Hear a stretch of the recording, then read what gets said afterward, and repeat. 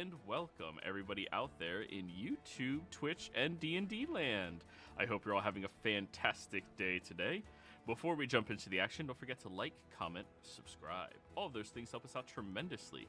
If you're interested in supporting our community a little bit further, consider becoming a member here in our YouTube channel, or on Twitch, become a subscriber. Membership gains access to some really cool emotes, and on Twitch, same exact thing. Also, you get to avoid any of the commercials, because I gotta make money off you somehow, so you either pay me directly or pay me by watching a fucking ad. But yeah, if you're interested in those, be sure to do it. And if you're interested in joining any of our campaigns, we do have open slots available in all of our games right now, except the Tuesday evening one, I believe. So yeah, reach out, let me know, or go through our Patreon, which is listed down in the description below. Without further ado, Damson, tell us what happened last session. Last time, on this chaotic game, we finished mourning the loss of Stylax. Having spent a day just in mourning, trying to get our bearings of this new norm that we're in, lacking a valued companion. Many of us were grieving for that time, and we spent the day at this farmhouse still just mentally recovering before we decided to move on. During the night, we heard someone approach on horseback, thinking that this might have been the husband of the farmer's wife that we kind of, eliminated for doing necromantic shit. Ada snuck out the side and prepared to ambush them, wondering if they were, in fact, the husband of the farmer's wife. To her surprise, no, it was someone completely different for an unrelated reason that asked if he could stay the night in this farmhouse so they didn't have to be on the road at night. To which we agreed, and we kind of got to know them a bit, asking questions and figuring out that this person's name, or at least goes by, Mr. Amazing. Mr. Amazing actually is from Pulvar, where we were heading. So, in a stroke of luck, we're like, oh, well, we need a guide up here, so how about you join our little group, our companionship? To which he agreed, and offered to show us areas around Pulvar, as well as be our guide up into the mountains. Arriving in Pulvar, we realized just how freaking cold it was, and that we're going to need winter clothes, especially for Flittish, since she is constantly dripping wet, due to her affliction. Not other reasons. Ew.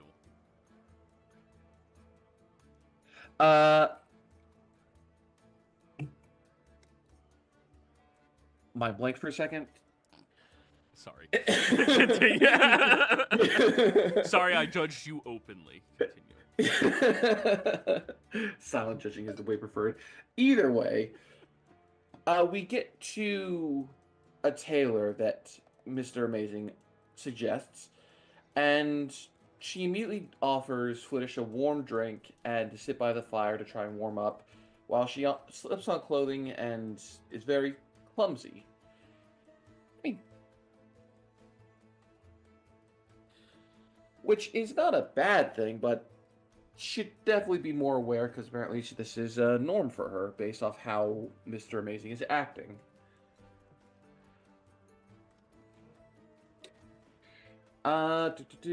We found out that in order to get clothing for Flittish to remain moistened while up in the mountains, it's going to require hide from an ice worm, which is very expensive, or we'd have to hunt one on our own.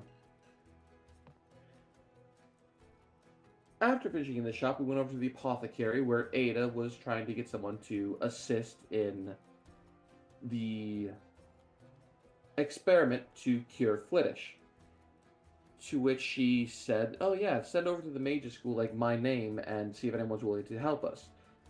As we also learned that they're one of the practitioners for Ada's test, as and that one for Damson is up in Yurn. Heading off to the tavern, we were able to get some rooms for the night, realizing that this tavern is the one from our memories. Some of us were exploring around. Flittish remembered about a secret back room. Damson remembered that she and Kat were in one of the farthest rooms as well. Ada was in her room looking over some of her documents when Damson, having struggled to find anything in her old room that she remembered, asked Ada for assistance around the same time that a mage was coming in looking for Ada, making it so that we avoided confrontation with the mage's guards. As we slipped out the back to try and escape this situation. So, as you all managed to jump down, some of you more hurt than others, from the roof of the second-story building onto the cobbled streets below. You all know that now you have to take to the cold, wintry night, but you don't know why. We left off last session, Mr. Amazing, with you trying to recall a place where you might be able to hide out from the local mages of this place. I'm not saying their name because we haven't revealed that yet to everybody, have we? Nope. Okay. I But don't think so. you had inquired about a hostel, possibly one of the religious ones. Paylor is very influential in this territory, and you do find one of his hostels towards the outskirts of the Western District is pretty remote away from the Mage's Tower.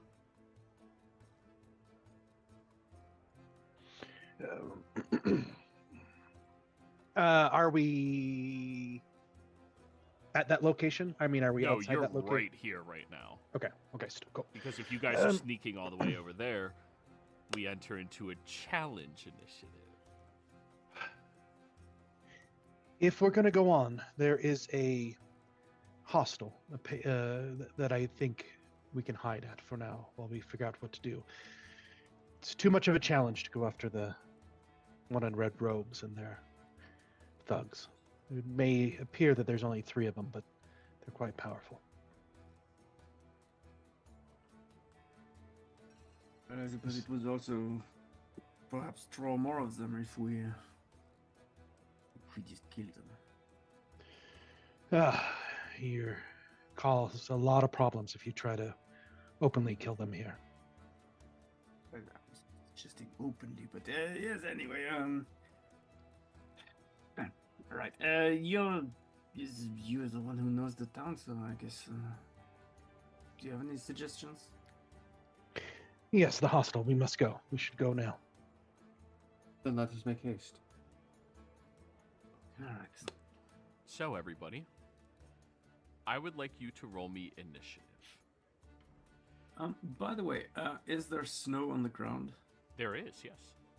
It's a light dusting, is what was said last. It looked deep enough that Cat jumped into it and hit concrete. Or stone. Right. Yeah, they had concrete. Yeah. Fucking hell. The Romans did, but... No, that's true. I don't know about here. are you guys on this map? Yeah, you are. Yeah. So you can roll initiative, everybody. That's... You. Open my sheet. I Open my apologize. sheet. You're good. I was trying to fix my monitors real quick because one Wraith. keeps turning left. Spectre. Oh. Everybody, you're going to have to re-roll. Sorry, for some reason the initiative tracker had all of the shit from our last session on it. So Fine by re-roll me. and change it to what your original was. Aww. Well, you're stealthing, so you have advantage. Oh, sure. Yeah. I don't roll with advantage yet. Advantage. This is Yeah, like and one initiative. of the only parties I have that can successfully stealth. Like, everybody sure? can successfully stealth. Yeah, all of you are at least decent or not bad at it. And none of you are wearing heavy armor, so... True. Yes. Much better than Saturday. Oh my god. So Play a game where everyone wears heavy armor. I would like that, because every time I wear heavy armor, everyone else wants to stealth around. we call that the Yeah. Zealot Crusaders. Yeah. No, we call that Brains. heavy stealthing. Call it heavy metal. Oi, we're all bards. Their We wear heavy stealthing is armor. We going fuck shit up. so loud. Yeah. So, when you all begin moving through, whom here is an expert at stealth? I am. Is anybody else here proficient? Yeah. Yes. Okay. It is up to you all how you wish to divvy it up, but moving as a pack of 5 individuals, there's no way not to draw attention to yourselves at a late hour in a place that nobody goes outside after dark because how fucking cold it is. You can divvy up your groups. You know it's easier to stay hidden and quiet based around smaller numbers. Mr. Amazing knows where he's going. Ada is by far the best at this.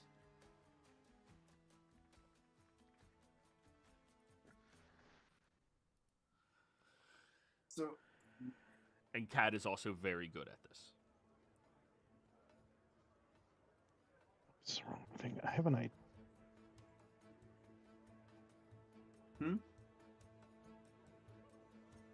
So, Mr. Amazing says, make sure you follow me. And he changes what he looks like, and now he looks like a 5 foot tall dwarf. Dwarven female. 5 foot tall, and much wider than he currently is. So, whom are you taking with you? It's I don't know.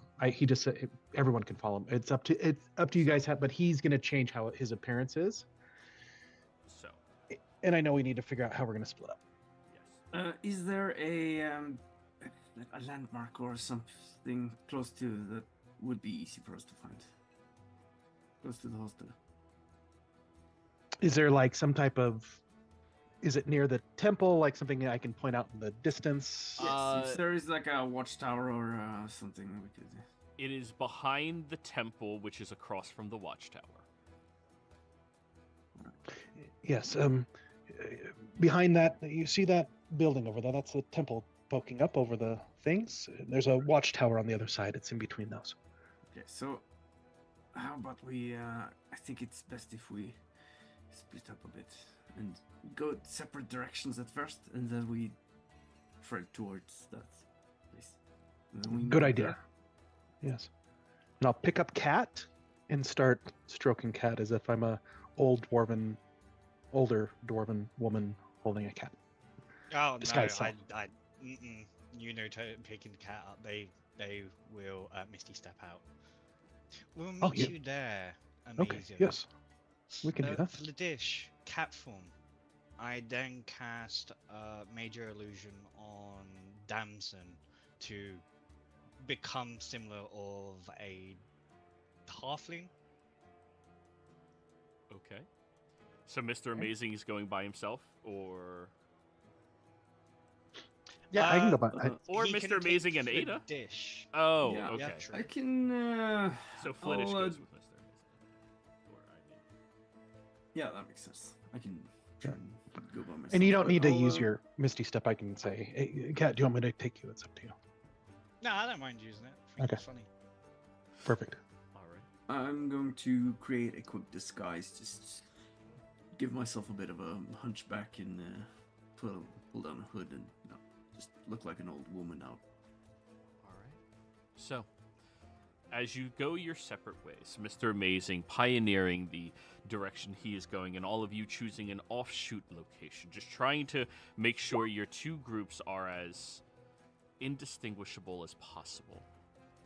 We'll start with you, Kat, who's in group, let's say Alpha. Mr. Amazing, you're group A, or group 1. So I just want to make sure that I'm understanding what's going on. So I'm changed into a dwarven person. I'm going. It's so and then Cat and Flittish are in cat form. You have Flittish In in a a separate- cat form.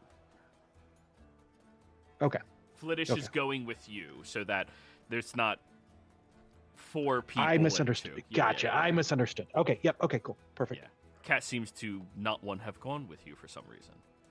I thought Cat and Flittish were going off together, but now I understand. Okay. Yes.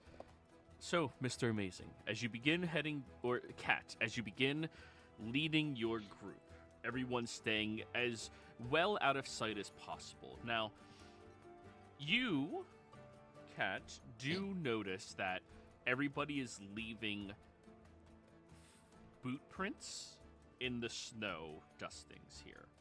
It's falling slightly, but if anybody was actively out looking for you, they may be able to find you and track after you.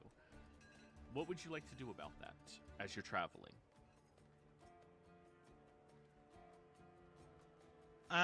What I shall do with that is I will shape self to match the blueprints of the common folk. Alter self, sorry, my bad. So you are tracking through with common boots of the area. Yeah, yes. Looking at the boot print and just taking an estimated guess of roughly same size. Okay.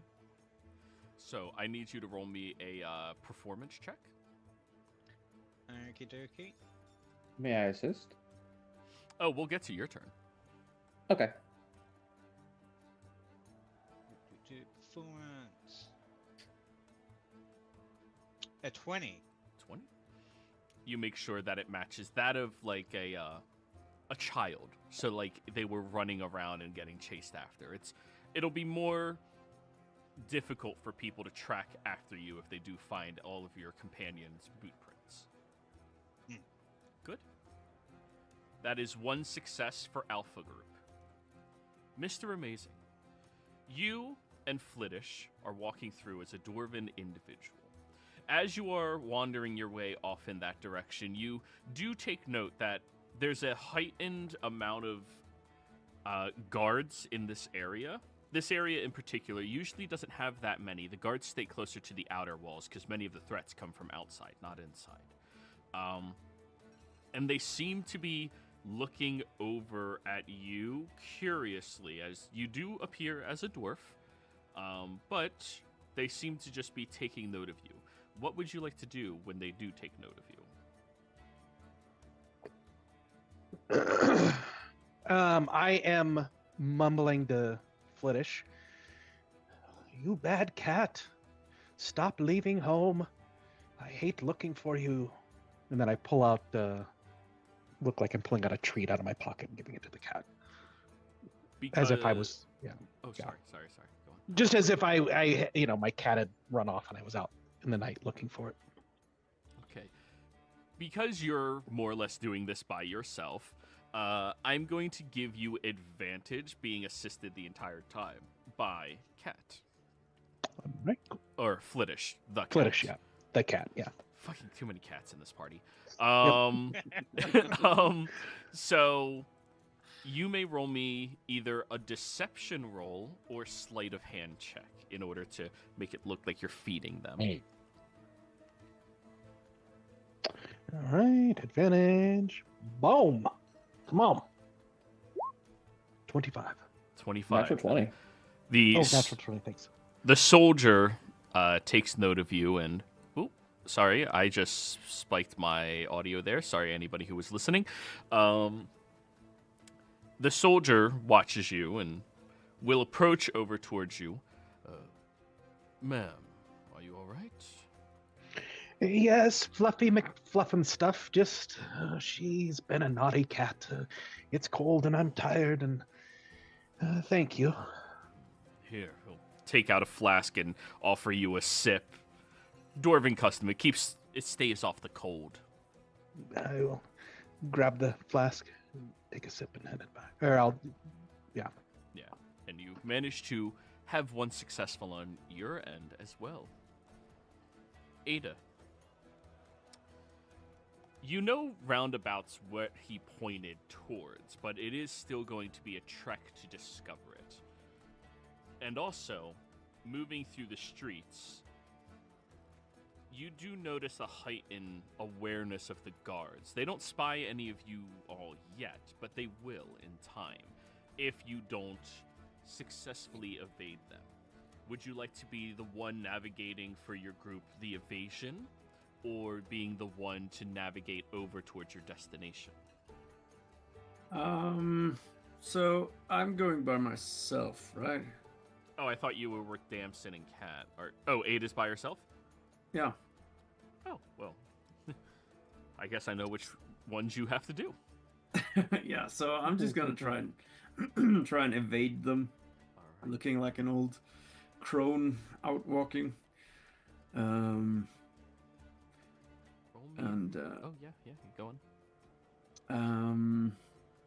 I'll be taking like some detours a bit, just trying to make it seem like I'm not pulling like a straight beeline Right.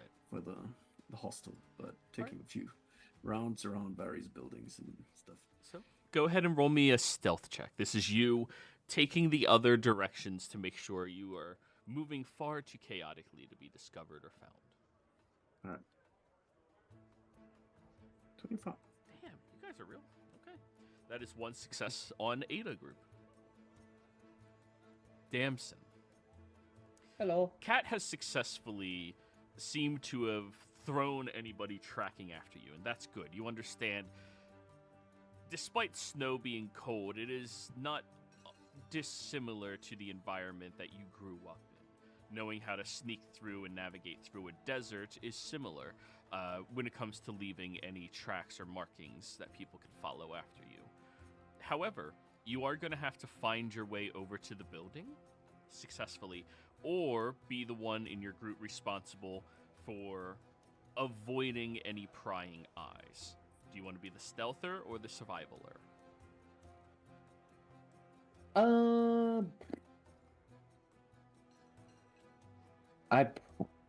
Neither are a good option for Damson, but stealth would be the best of the two. All right, go ahead.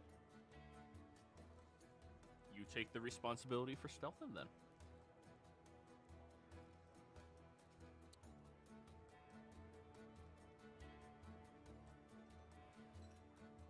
Natural 20, 23. I'm not that good at stealthing. So, I'm not proficient in it. There must have been a roll 20 update because we're all Yeah. doing good. all right, wait. Let me test. Let's see if it's. Yep, it's still the same. I don't know. Don't you have advantage? Me? No. Oh, Damson? On stealth? No, you. Me? Oh, no. Not yet.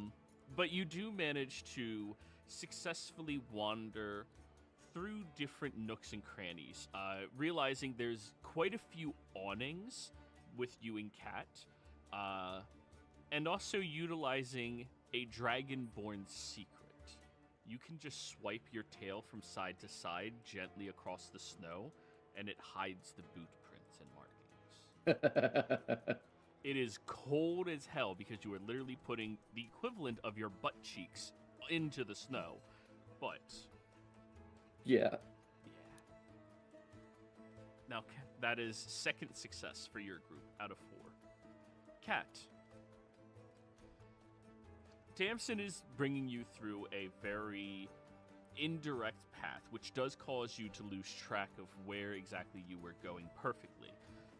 You, since Damson offered to be the stealther, are going to be responsible for the survival. Okay. Let's give it a go.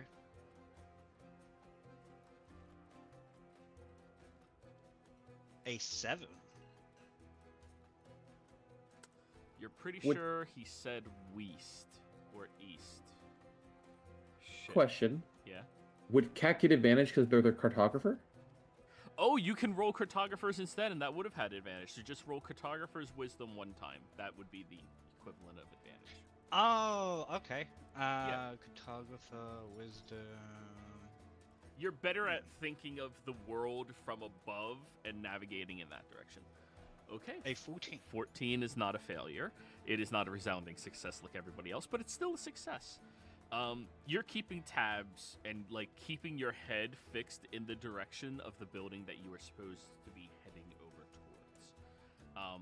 However, Kat, are you curious about anything else in the local area right now? Yeah. I really am hungry, and I'm following my nose more than the direction of safety. Okay.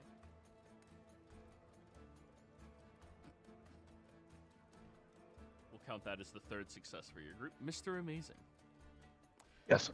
You've managed to evade the guards fairly decently, and you are moving through the streets quite well. But you want to make sure you don't leave behind any specific tracks that they can follow. Is there anything you would like to do in order to hide your tracks as you are moving? Can I use a little prestidigitation from time to time, just to have let me look at the spell again. What else? I know we can do a lot of stuff with it, but My answer was going to be probably.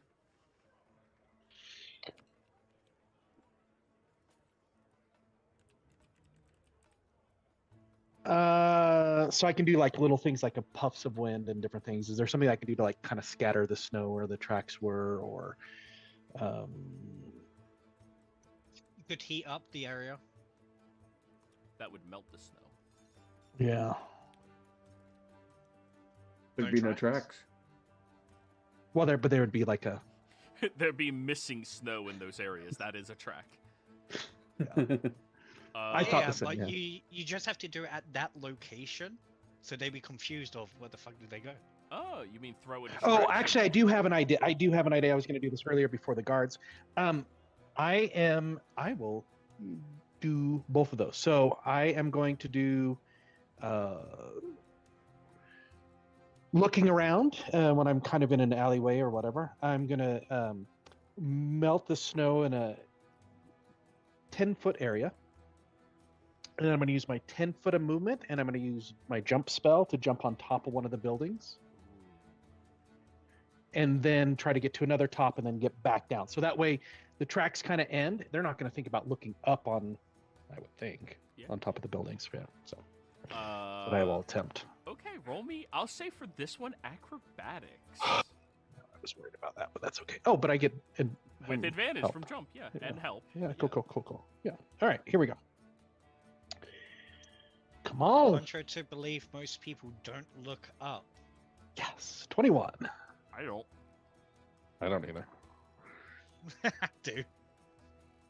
Actually, I have a problem with looking down when I go anywhere. I'm always like trying to keep my neck straight, so I'm looking straight ahead. So whenever there's somebody who's like 5'6" or shorter, I don't fucking see them unless they're in my periphery. 21. 21. 21. You manage to toss the cat up there and leap your way over, warming up a small area, so it's very clear that you were heading that direction where your boot prints will stay for a while.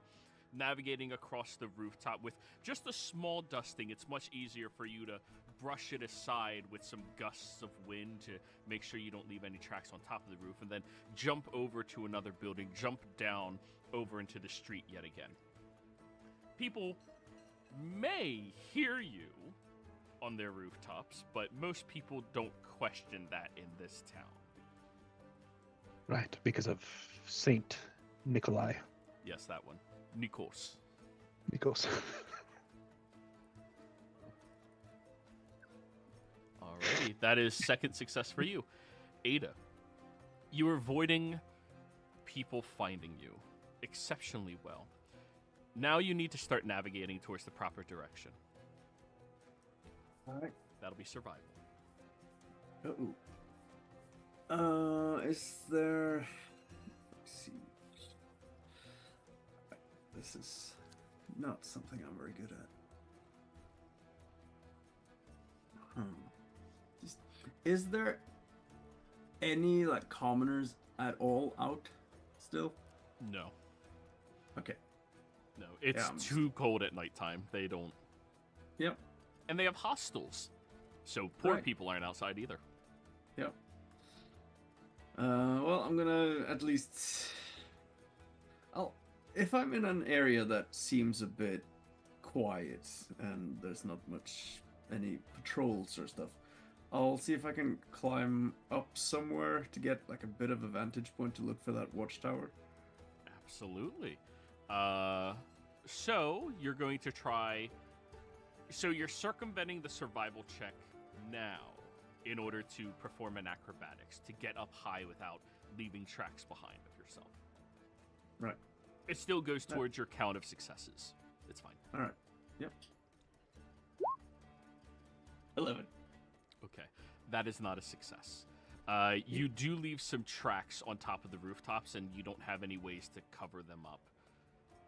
And when you're up there, next turn, you'll be able to look around. All right. Damson.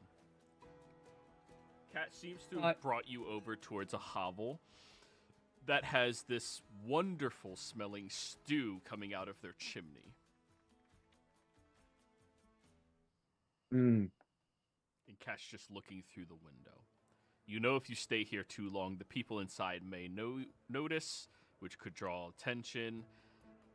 But if you don't satiate Cat, they could get into some pretty serious trouble as well.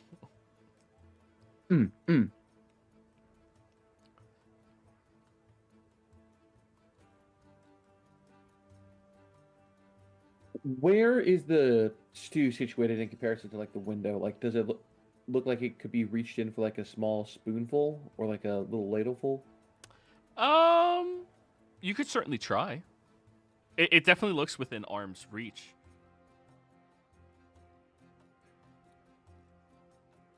You know what? I'm gonna look to Cat and it's like, "Man, if you're that hungry, let's. I bet if we were to knock and ask for a small bowl as we're making our way through towards the hostel, they would let us give a small bowl. Yes. Offer them the shinies. They love the shinies. The silver. Yes. I'll go to their main door because, like, Cat said they major illusion me into like a halfling, right? Yeah. Yeah. And I'll knock at the door and like to politely ask if we were late getting back to our hostel. Can we just have a small bowl of the wonderful stew you're making? We're willing to pay for it. Just it's very cold walking back. Well, since you said the P word, you can roll me persuasion with advantage. This does not add to your guys' success rates on your challenges. 26.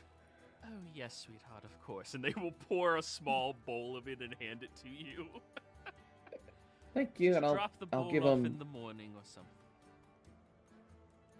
She'll nod. Thank you ever so much. How much And then I'll offer I'll offer them 4 silver Oh, yeah. because it's cold. Oh, yeah, yeah. And, oh, your hands are so warm now. I will also say you'll have disadvantage on your next stealth check because there's very warm stew in the cold air producing steam. That's fine. All right. That's fine. Cat. It just looks like a halfling and a cat walking towards our hostel. So, Cat, you've received your stew and you're able to eat it fairly decently. As you are traveling, navigating, you still remember whereabouts you need to be headed towards. That part you have down. But there's one issue up ahead.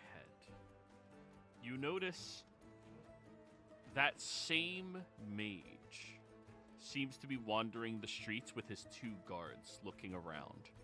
And you can see an arcane glint in their eye of some type of spell that they have cast currently. What would you like to do to try to either avoid this situation or engage it? Remember, it's just you and Damson now. Very simple.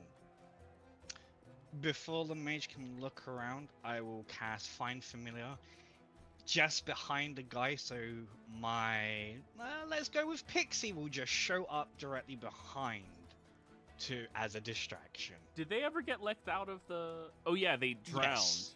in the air. Yeah. Without water. Yeah, that's right. Yeah. So yes, a pixie magically appears behind the individual, whose attention immediately snaps over towards it as they sense illusion. I need you to roll me a stealth check to try to escape with Damson, as they're Okay, distracted looking at the conjuration magic that just occurred near them. 10. They turn to the pixie, and immediately, magic missiles shoot out and kill it. But as the two of you are creeping and walking away, his attention moves over towards you. That is a failure. The cat's laughing from just seeing the fairy get blasted and seeing it just puff. Just gonna tap down to, that's the funniest thing I've seen all week. Mr. Amazing. You've managed to leave behind very little traces of yourself. Anybody tracking after you is going to probably lose all traces unless they are an expert level tracker, which may or may not occur, but in this territory, the mages usually don't rely on other people to do that unless they are very desperate. You're comfortably confident. However, as you are getting closer towards the hovel, this is the point where you are getting closer to the other group as well. You hear Cat's laughter as you turn and you notice the mage with a poof of smoke behind them, turning their attention towards Cat and what you know is Damson from the illusion cast upon them.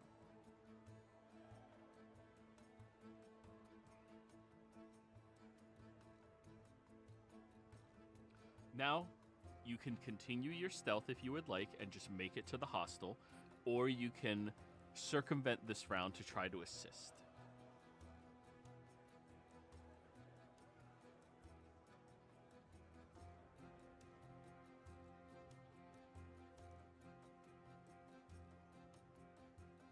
Oh boy.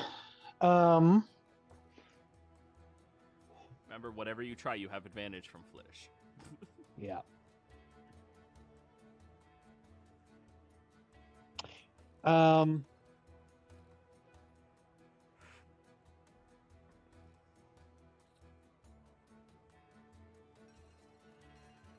Mr. Amazing would go back to would continue his stealthing to the hostel.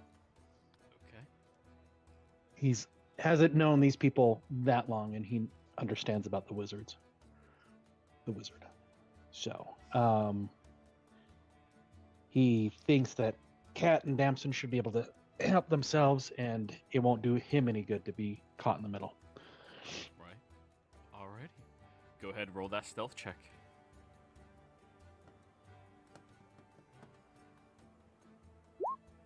$23. Without leaving behind a trace or a sound. This is your third success? Yep. You are moving your way closer and closer over to the hostel. Out front, you do notice a couple of guards are currently asking questions to the caretaking priest who is there. You know, the priest works on its own, but they usually aren't unaccommodating to the guards. Your next round is going to matter very greatly. All right. Ada, you too are nearing to the point where you are getting closer to your allies. But you are currently on top of a roof when you hear that from over yonder. Survival check? Or perception check in order to see what building you are heading towards? Yep. Also, do I have a sense of how far away Damson and Cat are? The laughter echoed pretty well. You're probably an alley or two away from them. All right. Like half block to a block away. Right. All right. So perception 20. You take note of that building, and you take note that they're only about a block away from you right now. You recognize Cat's laughter. Right. Well, I know that Cat can be very deceptive. And Damson is competent, so I don't think they'll need my assistance. So I'll use the distraction provided by them to continue stealthing. All right. This is your third success. You need one more to get there. All right. 27. Oh no! Oh, yeah. Your Yeah. next turn, you'll need one. Yeah, more to yeah, get yeah. there. All right. Well, this is like a normal combat stuff. Yeah, I know. Yeah, your action economy. You're gonna be there already. Damson, though. You hear Cat's laughter, and oh, for fuck's sakes. You look over, and yeah, that mage's attention is already on the two of you. They're not saying anything yet. They're not approaching. They just... Clearly, you have drawn their attention, though neither of you look like what they are expecting to see. What do you do? Your group still needs 2 more successes.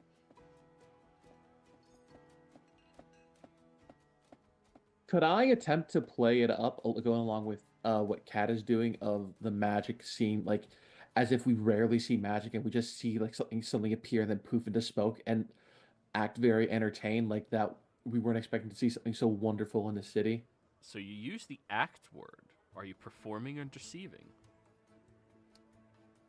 I'll be performing. Okay. Do I get advantage for going along with Kat to help play it up with Kat? Nope. No. Nope. Okay. Cat themselves is not succeeding right now.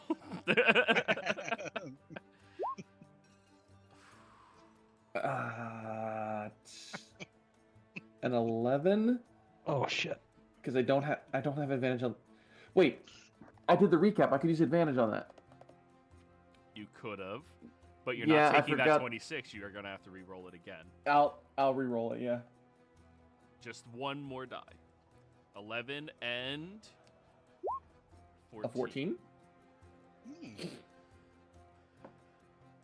The mage quickly becomes disinterested in you as you start foolishly acting out the magic that just happened in astonishment. Because, of course, a commoner like you would be astonished by the magecraft of a magic missile.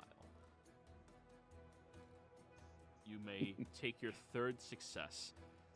Your next one's really going to matter, guys. Yeah. Cat, Damson has gotten the two of you away from the prying eye of the mage immediately, but you still need to make it over to that hostel. As the two of you are approaching, you see before you, there's guards asking questions, holding up a sign. Or holding up a piece of parchment, a drawing of Ada, roughly. What are the two of you doing? I tap down some point to the poster. Maybe more information? Could also attempt to use subtle magics to either wet the paper or make it look completely different.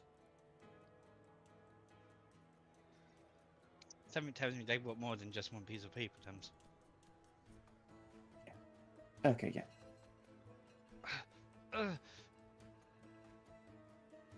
We get information and snitch on her just a little bit and see where she was at the farm. Oh, yes. Because we did see someone like that at the farm that's about, what was it, a week out from us? Basically. So you guys want to deceive them? Yeah. Yes. Okay, Kat, that's going to be you. You approach over to the guard who looks over at you, Damson, not speaking to... Oh, wait, you're in toddler form right now, like young child form, right? Yeah. Okay, Yeah. I need a deception check from you. Okie dokie. And you are saying, yeah, we saw her. She was at the farm out of town over that way. Yes. That was your fourth success as he looks down at the child. Children don't lie. And he takes off running the other way. Wait, what did he sound like? Do we know this guard? No. I only have okay, so for a many moment- voices. Okay, for a moment I thought that was Beowulf. For a moment I was like, no, he didn't go in disguise, did he? No, that's Mr. Beowulf's cousin. Mr. Amazing. As you are approaching over there, Cat seems to have given them, you heard, clear information that is half truth, half lie. And the guard has skedaddled away. Now for your last check. You need to check into the inn and give a good, reasonable enough story as to why you're here at such a late hour. Yes, certainly. Before I go inside, I want to duck around the corner and drop my disguise self, and I'll go back to Mr. Amazing, but I'm still holding the cat. Flittish. So you're Mr. Amazing now. Okay. Yep. See the guard goes off. I go around the corner, drop my disguise, and then I go in the hostel. You step in. Maribeth. Maribeth, I need I need a room for the night, if possible. If you still have some, I hope so. It's really cold out. Roll me a persuasion roll. Ooh, here we go.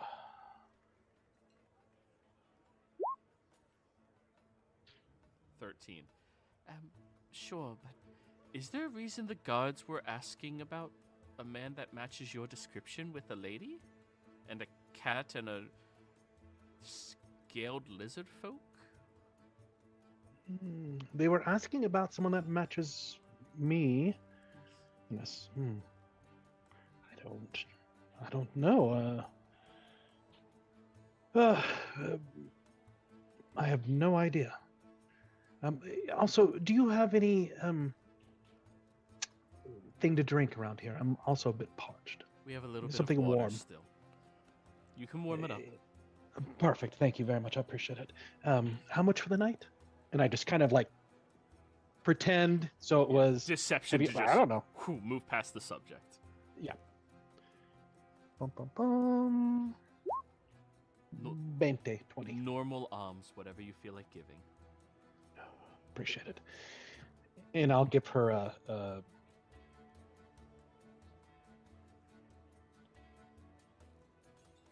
2 silver. Okay, very generous of you. It is Yeah, a free very place. generous. Yeah. Yeah. So, they'll take it. They'll bring you over towards a bunk bed. Next, Ada. As you were about to walk inside, you notice the guard take off running away from Cat and Damson in disguise. And now you have to head in and give a good alibi to why you are showing up right now. You are in disguise, though, as a different person. Yep. So I'm just gonna go in looking like I'm shivering a bit and finally someplace warm. And do my best old woman voice and just yep. Can I stay here tonight? 29. Oh, That's yes, a ma'am. 20. Please come in. We have some hot water we can give you. And she'll bring you over to a bed, and you can sit next to the nice and wonderful Mr. Amazing. He's a great bunkmate and doesn't steal, so you'll be fine. And he's, like, across on the other bunk bed next to you as you get sat there. And she hands you a cup of hot water, which feels very nice in your hand, admittedly. Yeah. Just keep holding it on. Look like I'm shaking a bit on my hands but yeah. And just wait. I'll cast a glance at Mr. Amazing just with a quick wink. Now, Damson, one last success needed. Oh, wow, we're very busy. Usually we don't get 4 people here at this hour. Damson. Yeah, we should have found somewhere warmer quicker. I didn't realize how cold it was going to get. It's our first time in the area. You see, we travel a lot. Is there a way we could stay here? Go ahead, roll me a persuasion. You're not lying about anything. Well, no, you are lying. Deception. It is our first time here. We didn't realize how cold it would get. And you did already have a room, and you were already prepared. Fair. are not here because of the accommodations. You are here because of necessity. 18. 18, you are successful. Yes, of course. You and your child. You can take the upper bunk over there. It's right next to this lovely lady here. And Mr. Amazing, he's a great bunkmate, don't worry. Well, thank you ever so much. This is a hostel. Yes, you take donations, yes? Yes, but only what you can give. Oh, of course. And she's gonna like fumble around like her pouch a bit and give over 5 silver. Oh, very nice of you. Thank you. And everybody, you successfully evaded the prying eyes of the Red Robe Circle. And this is a good place for us to just take a quick little break. When we come back, get ready to fucking start talking, y'all, because I imagine certain people have certain questions. We'll be right back. All right.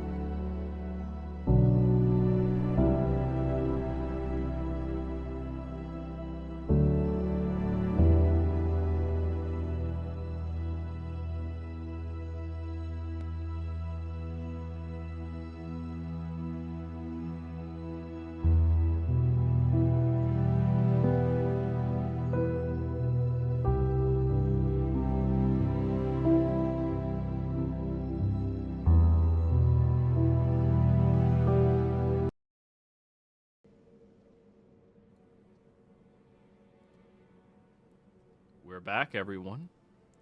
So, where last we left off, the party had successfully navigated their way through Polvar until inevitably they found their way inside of a hostel. A nice, quiet, remote, and private location outside of the prying eyes of the Circle of the Red Robe Mage who seemed to be inquiring about you. That you now have 2 party members that have engaged with them twice, albeit in different situations. Now that all of you are privately lying down, there is one other person here at the hostel. They're at the far end, roughly about 20 feet away from all of you, and they are snoring loudly as they sleep, bundled up tightly in their wool blanket. Maribeth leaves all of you once you get situated, trusting you, Mr. Amazing, to teach the newcomers any of the things they need to be aware of here. Breakfast is at dawn, abruptly.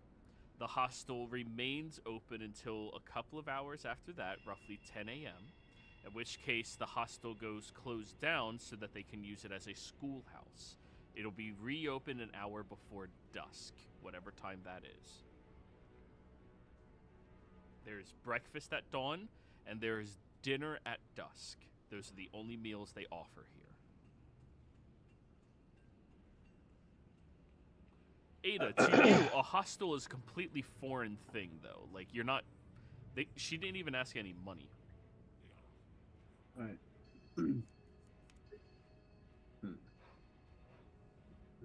Interesting. Sort of idea.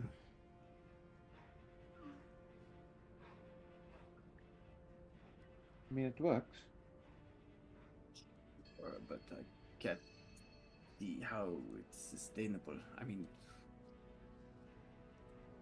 there's no guards, there's nothing to keep anyone from stealing from the other guests. Honesty? I'm sorry, what, Damson?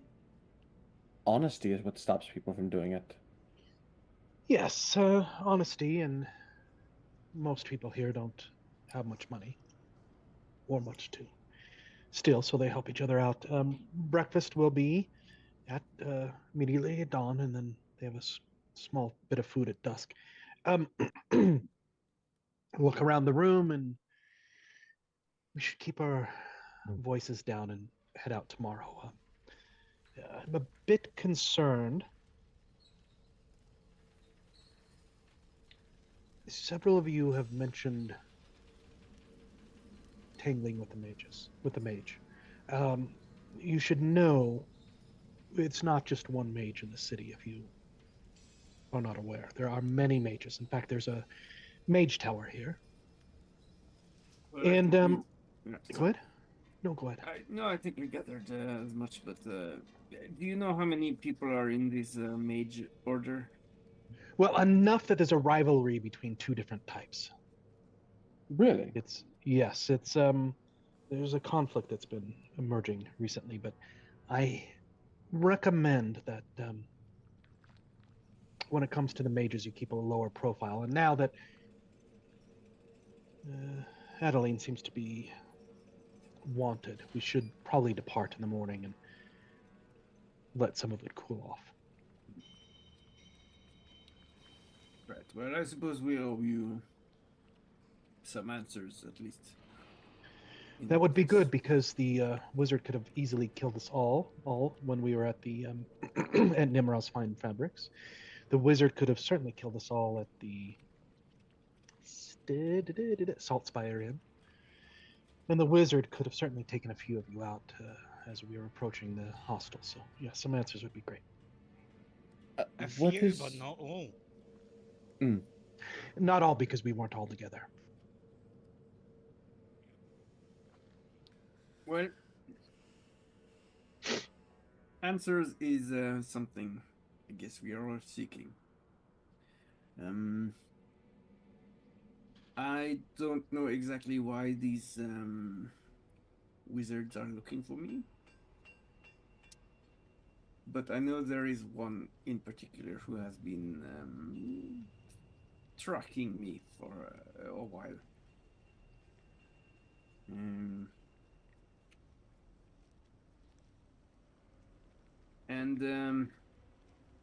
Well, we have been evading him quite well the last few months, but it's we don't know exactly what they want or why they want me. I have an idea, but you see, we all suffer a bit of amnesia. Bless you. Right. Memory loss.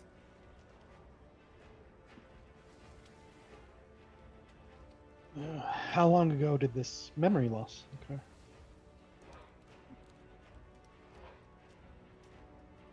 Roughly about a year, I think. Tell me of this mage, this wizard that is pursuing you. Where are they from? What do they look like? Any information, names, what tower they're with, or circle, or any information? Well, we don't know much about him in regards to what order he's in, but his name is Zaroon. You see a slight change on Mr. Amazing's face. He has a goatee almost like yours, and he is, well, I don't know if it is a specialty, but he seems to be fond of illusion magic. Interesting.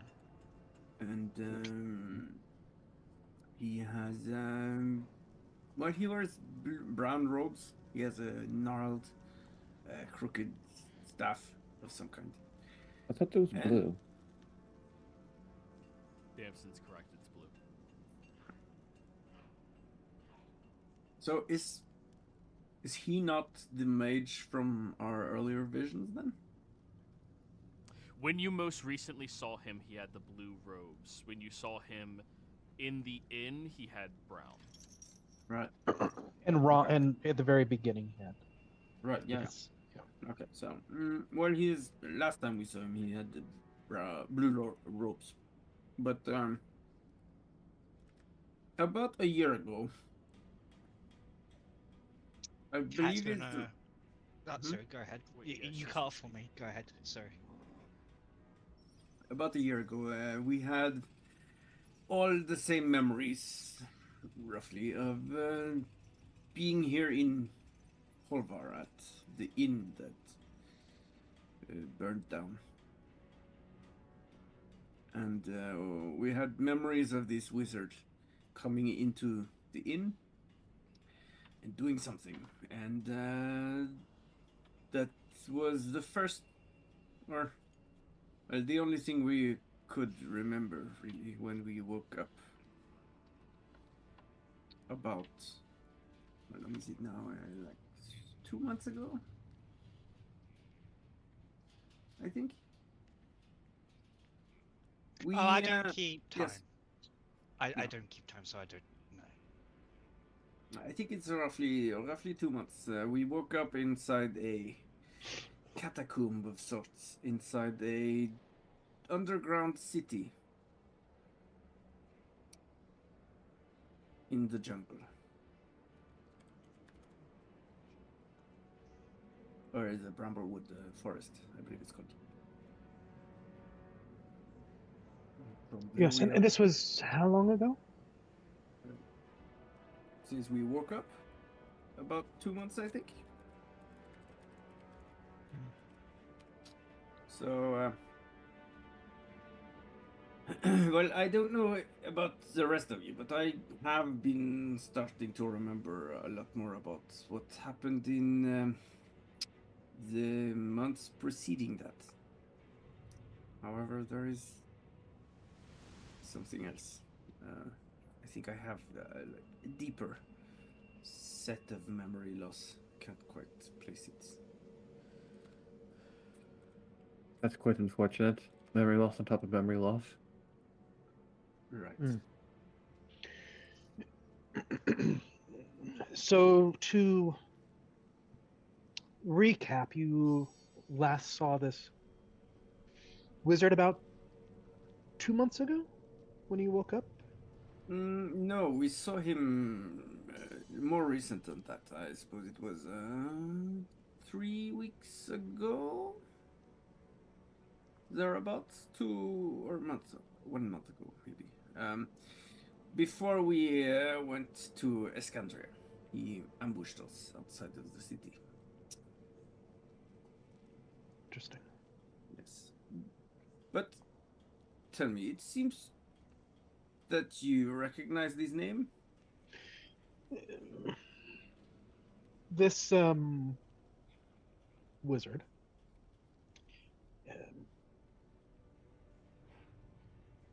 he has many supporters, and I do recognize the name. Sort of supporters. Oh, other wizards, other men, people, followers.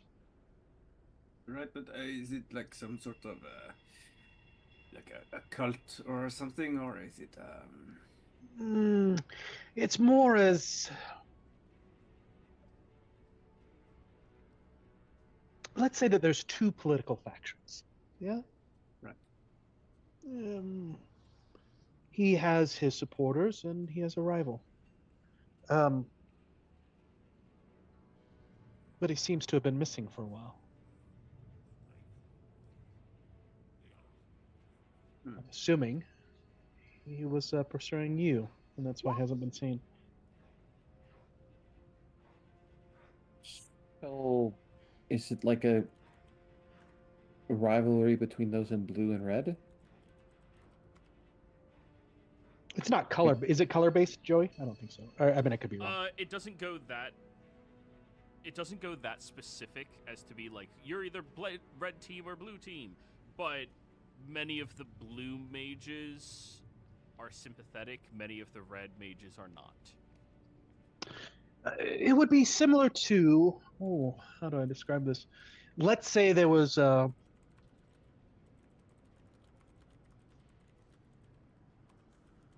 culture that didn't have a king, and there were two, and you have many civilians, and some support one side, the blue, and some support the red.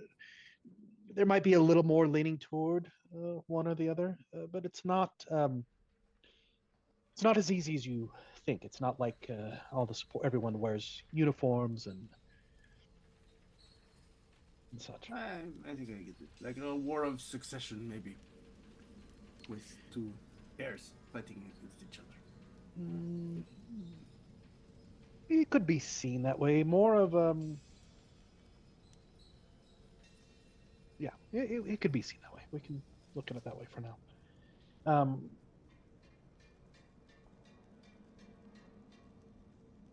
And the conflict isn't deep, but it is there. But what is the root of the conflict? Not entirely sure. There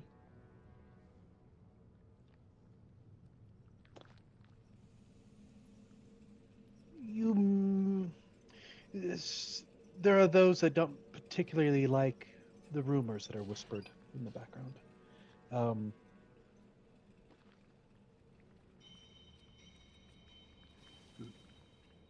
Yeah. But this is why I was saying at the shop when you ran into the mage and there was a bit of a conflict there, to be careful. And especially if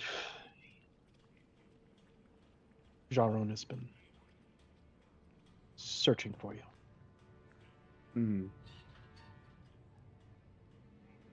Well, we did speak with another mage in Escandria, one called Vermissimo, who was... Right, he did tell us that there was a bit of a conflict. But, well, he and this Zeron, I'm not sure how did you pronounce it? Zeron? Zeron. The rune. Okay. Zer. Zurun. Ruin. Well, yes, I understood that they are like sort of rivals. It seems to me like more like a professional rivalry rather than a deadly one. But well, I don't know.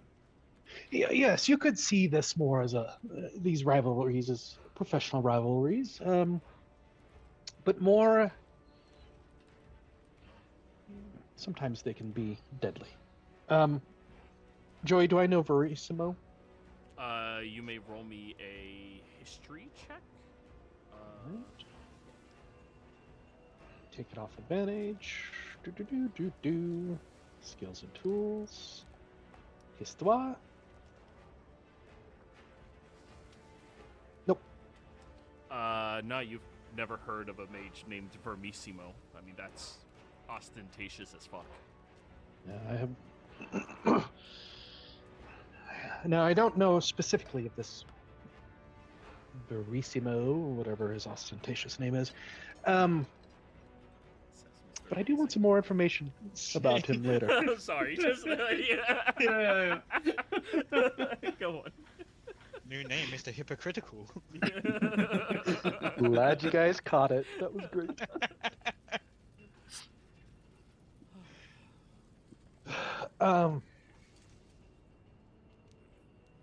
I would be very interested in. But first things first, I think tomorrow we need to head out of here. Flittish, take care of your situation, which will also give us time for things to calm down here. And then I think we need to see if we can get this Zaroon. Well, yes, I agree. There is one sort of loose end we might want to do something about, though. Other wizards you're running from? No, I'm talking about the apothecary. Now, I I'm mean, not. Oh, yes. Sahira's amazing. I'm so thankful for them and how they've helped me out. She might be in harm's way, sort of. She. Well, we spoke to her. I was perhaps not as deceptive I might have otherwise been, but I would not want her to come to any harm because of this. And but I'm thinking that the wizards might very well question. Yes, we should warn her. I agree. I will try to find a way to get her word so that I think she's safe, but get her word just so that she's prepared. Right, because if she is interrogated, they might very well discover that, well, what we are looking for, and that could lead them to follow us to the mountains or Yes, anything. I suppose. I completely agree. We should give her a word so that she can hide out or do something. the issue with going to the mountains now, because that appears to be our only choice, is we still need to get in for Flittish to travel up there unless... Can I want to look to Ada. Do you think there's any possible concoctions that might serve to protect Flittish? Like a wetness potion. Well, more something to keep her warm. Oh, to keep her warm. Okay. Yes. Well, I suppose there might be. I don't. Yeah, we can. I can. Well, I have my portable lab, but I see if that's Worst it's kind case of like scenario. that's an out of character question regarding mechanics there. With alchemy supplies, am I able to like create potions in that way that are actually magical? Such as like a potion of warmth or what it's called.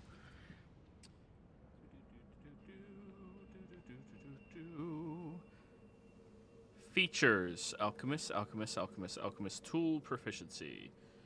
That's Tolsha or Tasha's, which is bullshit. 2024. 2024. 2024. Alchemist Fire. Tools. Alchemist Supplies. Alchemist Rules. Supplies. Acid, Alchemist Fire, component pouch, oil, paper, perfume.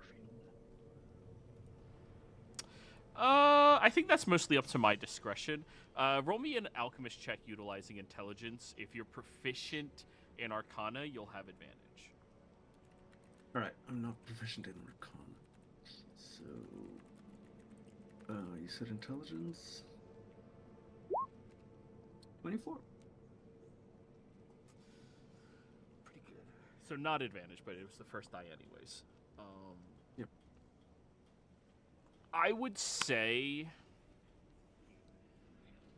crafting more higher tier magic potions and consumables, that is probably more towards magic item crafting or herbalism, depending on the type.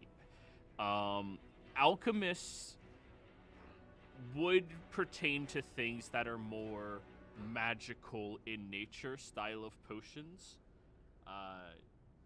in order to like differentiate the two of them. Herbalism is usually for protection things, for healing things, stuff like that. Protection from poison, health potion, those are herbalism. Alchemists would probably pertain only to common and up to uncommon, more unique potions. Like acid, antitoxins, oils, alchemist fire, those are things that it could do. But if there was a harmful common or uncommon one, alchemist should be on that spectrum as well. Excluding poisons, which would be the same answer, but for poisons do poison things, you know? I do have a way, if needed, to keep her warm. You do. That's the least of our concern, yes. From time to time. So when it gets bad, we can seek that if needed. But I there a spa? recommend. I'm sorry, what? A spa. No, there is a spa in town, but I don't have one. But I do recommend we get some sleep and head out early. Yes. At the very least, we might bring some alcohol that can have it. It can make people feel warm. That might help stave off some of the detrimental effects of the cold. It's not a perfect solution, but it's more like a. Well, it helps a little bit. Our cart is safe at the other end for a week, yeah? Yes. Okay.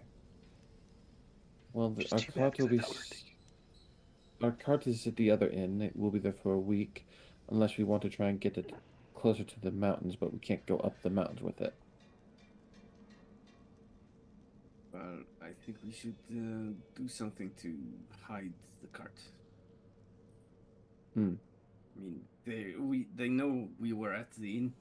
The innkeeper will probably not hesitate to tell them that it's our cart, and they might use it to, well, or at least inspect it, take it, confiscate it. I mean, I'm gonna look over to Mr. Amazing. He's got his Are book there- out. Are there Yes. any groups that might be outside of town that frequently travel in and around that aren't typically welcomed within? Groups, you mean like besides people that live outside the town, like Hmm. Cub Scouts or What's a Cub Scout? Yeah, what's a Cub Scout? I don't know. It's they have these things where they take children out to learn things in the woods and how to be safe and what berries to pick and how to camp out there, and it was the first thing I could think of. That we sounds like didn't- a hag. Mind Yeah, out. that sounds like a hag. No, I'm more. You're not wrong. more In the someone. forest, only New- children. New teach bad them. guy, thank you. You're welcome. A hag that feigns a survivalist expert to train the kids. Oh, but- Bear non-grill? Scoutmaster, where we're going? Oh, don't you worry. I'm sorry, m- Damson, what were you saying? No, be it more someone outside of town that maybe you know and trust, or traveling groups, whatnot. Oh, like caravans coming in and out, or like Perhaps, yeah. Ones that might be out for a little while. Or if there's like some lumberer out in close to the mountains that has a hovel out there that could maybe watch the cart. so you're just looking for someone to watch the cart rather than. Okay, I understand. Yes, the idea is someone outside of town so that fears of it being stolen or evade. Would I know of anyone on the direction that we're going to be heading? But I don't. I mean, there might be a ranger or something, or some type of. I know it gets really dangerous up there, but I'm just wondering if, on the way out of, like outside of town, a little bit, there might be someone.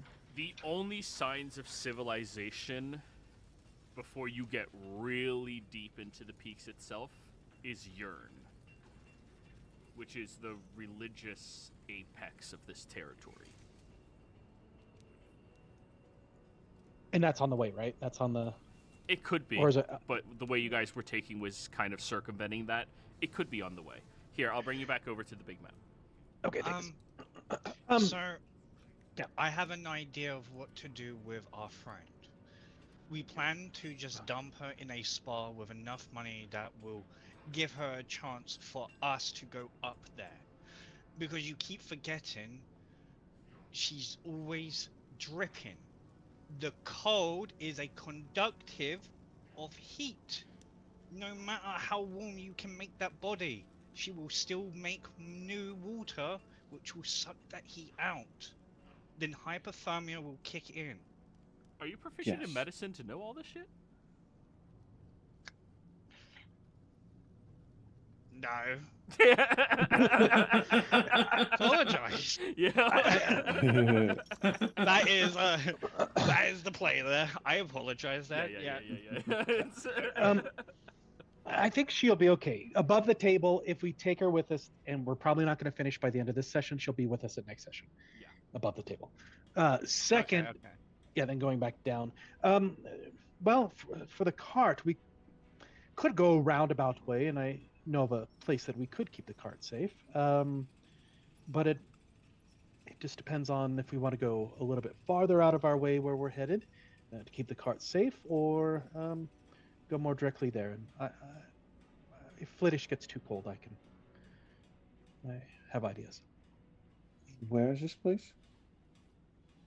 Oh, it's not far. It's the only thing that we're going to find in between, and it's kind of in between here and where we're headed. I Is know it have that- some. Is it that Yearn place? It could be near Urn. Why it- are you worrying about some wooden cart? It's in all fairness, that is a beautiful cart with wonderful workmanship from, and I mentioned the name of the city because I forget. Karashan. Karashan, thank you. Karashan with that beautiful woodwork, and you guys did show me. Well, I don't know if you showed me, but I did see you moving the little secret doors in there and stuff like that. Well, during the 9 days that we were traveling, and amazing stuff. Now it's up to you what you want to do. We also have things in the cart that could be useful to have. It But could also yes. help to keep Fluffingworth, that's the last name. To have Fluffingworth keep Fluffingworth warm. Right. Well, as Damson pointed out, it is difficult to bring a cart like that with us in the mountains. Yeah, which is why we would Um, drop it off at the people I know. Right. But it would take longer. But you are certain you can do this thing to keep her dry? Well, not dry, but warm. I mean, Yeah, if we need to. Which is? Keeping her dry. How? I have ideas. I have my ways. But we'll Go see if we on. even need it. We may not even need it. Um, so The you're... more you keep yourself in secrecy, the less I'm going to trust you, Mr. Amazing. At the moment, you are still a stranger, and as soon as we go into this city that you do know, we're already in hot doo-doo by the gods. And you are still clad in yourself and not revealing what could potentially save a friend. How does that sound to you? Sounds to me like you've got this all wrapped up, and I close up my book and I start collecting my stuff and I go to get up.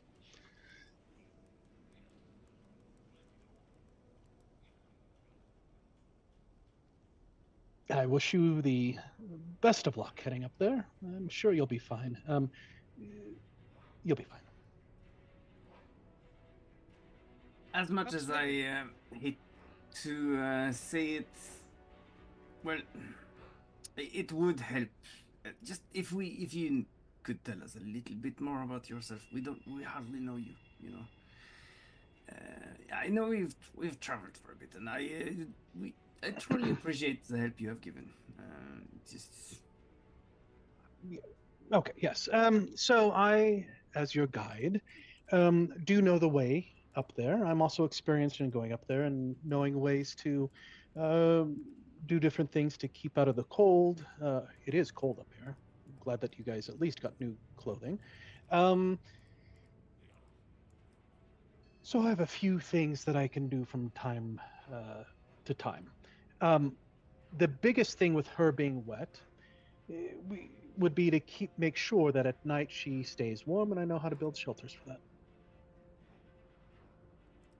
well, Definitely help them. shelter is very good, but I am well, I am worried that if we are not able to provide her with adequate protection during the journey, we will have to take shelter very often to keep her, to warm her up again, and it will slow the journey down a lot. So I would just, well, if it's some sort of magical thing you do, I have no idea about magic, so but I can try to create some. Well, no, it's not like a magical potion or anything, but I could try to create some strong alcohol or something at least to keep her more able to stave off the cold somewhat. And That could work too. Maybe some. Well, there are some salves also that could help. You just have to take care of that. Well, if she gets sick, which is, well, she's already sick, sort of. It might make her condition worse.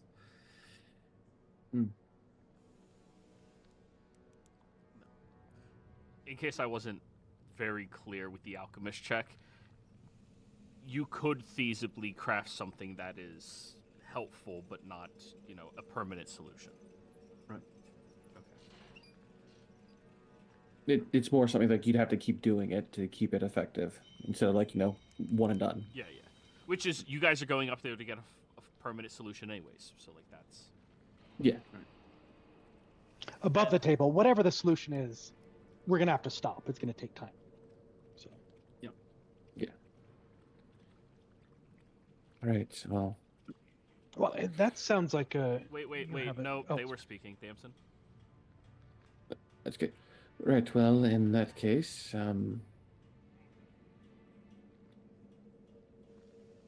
honestly, then we just need to start heading up that way. Then since we won't. We need to get out of this town. We're here to get a solution for Flittish. If we have to make temporary solutions along the way and it takes longer, then that's what we got to do. If it turns a week journey into a month journey because of frequent stops, then so be it. Oh, it shouldn't be Why a. would you speak that into practice? It shouldn't be a month. And Cat, addressing your. I'm sorry if I got a little flustered, but I've been perfectly fine in the city until I met you guys on the farm, where you talked of husbands and wives, changed branding on animals, sold it to the neighbors. I brought you here. You almost started a fight with a wizard in a place where I took you to get warm clothing. Then I took you to an inn where Adeline is wanted by wizards and guards. We come here to the hostel. They've got wanted picture of her. I don't think I'm the issue. That is a very fair point. Yeah, about those wanted posters. Deflect.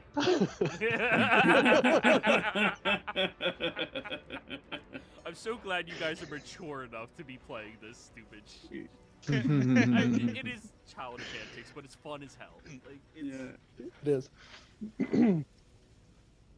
Cat like stumps their little boots down. Why do they have a picture of your beautiful face on the poster? I don't know, Cat. That is all I can say. I mean, I have been chased by a wizard for some time. At About a least year. he has my description, yes, and it's not too far-fetched to think that there are others of his order who are after the same, well, purpose. I don't know what that purpose is. I don't know if there is like a bounty on me or something, or but I have a vague memory of the wizard Zerun, who, well, apparently he was at first, at least, attempting to bring me home, and I don't remember why, but that is something I really am not sure I want. I can imagine it must be difficult running for a mage for over a year, about a year. Yes, and I recently, as you know, lost a companion who has been with me through this time, the whole time, Stylex. My condolences. Thank you.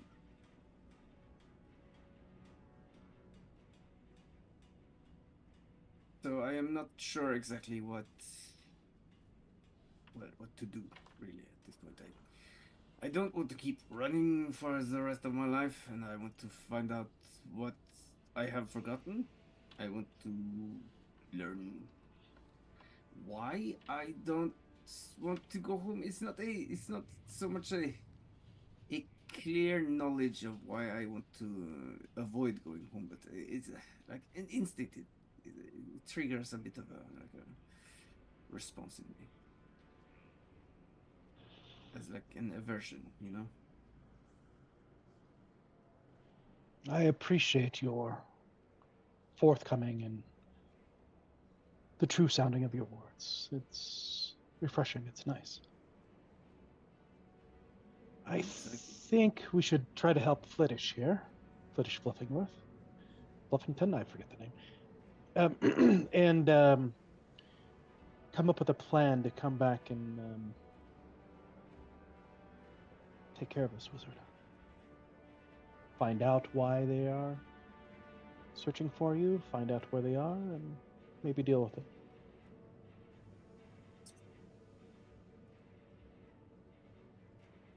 Well, yes, at least this is with Fliddish. It's a bit more of a concrete sort of problem to tackle. For now, at least. Yes. Let's How focus big on of a that. snowball do we need to roll down that mountain to hit a wizard tower? That's a good question. Roll me a nature check. Because I'll bring you back over to the Polvar. From where the tower is, the wizard tower, it's way off in the distance. But it is within the mountain range. Can I assist Kat in trying to figure this out? Because that actually might be a solution to the problem. Sure. It's gonna release an avalanche on the city. Yes. No, just one big snowball. That's just getting bigger. Because that's how snowballs work. Cat, roll again. You were being held. Against wizard towers. Thank God wizard towers don't have any defense. Yeah. And they're not built very strong. Yeah, it's just a big pillar. Look, there's no supporting structure. Yeah, I Bit of mean, straw. it's just brick and mortar. I mean, Yeah. And, I mean, they would need, like, a wall of fire or something to stop this thing. That'd be hilarious. They just get a fucking tsunami then. We have the solution. Oh no. That would be fucking hilarious. it's like, okay, the first ball is done. Catapult the second one. That's some Naruto bullshit. Oh, you stopped my one meteor. How about the second one? Oh, fuck. That was one of the funniest moments in the entire Oh, show. It was yes. great. Anyways, 8, Cat. You think if you could make it up to one of the peaks, you would need to make a snowball roughly about 2 feet in diameter.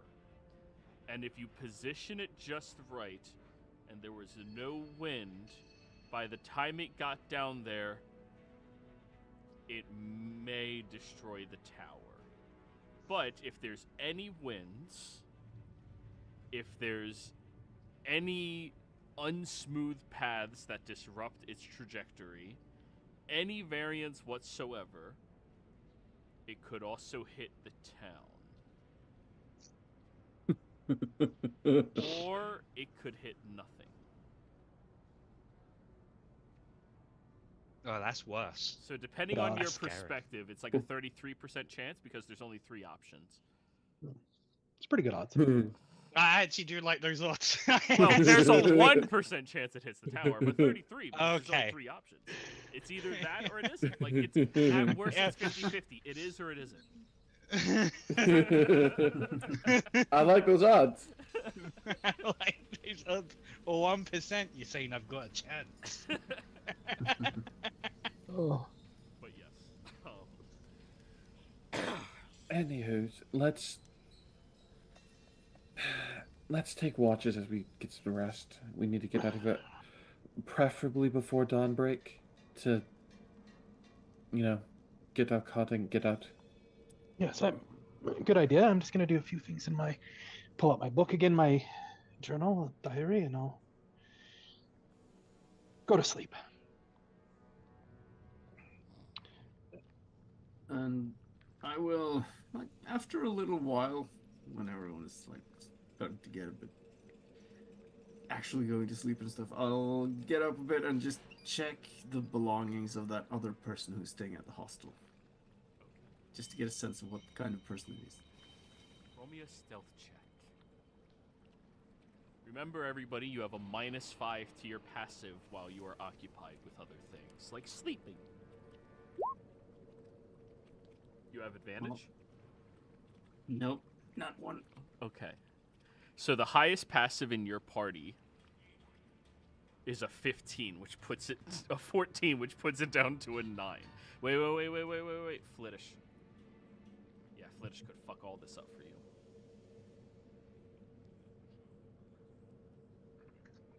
Perception.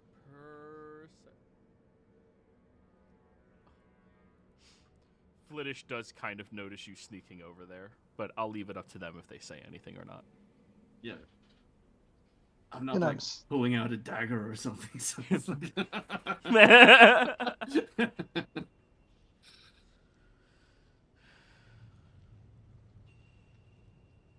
So it's around the perimeter of the room. Okay. Thank you. You go over there. Roll me a perception check. Start rummaging through their belongings.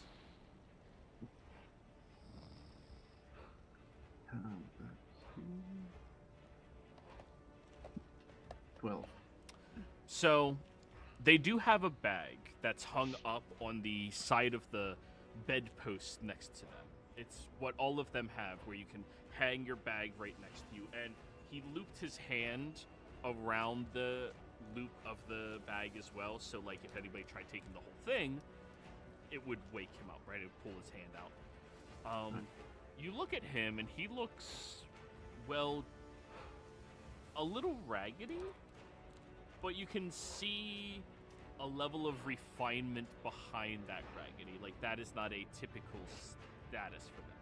They're usually well groomed in the beard, but it's just disheveled currently. You open up their bag, you open it up and start filtering through, and you find that they have a journal in here as one of the things closer to the top that you can easily pick out during your watch.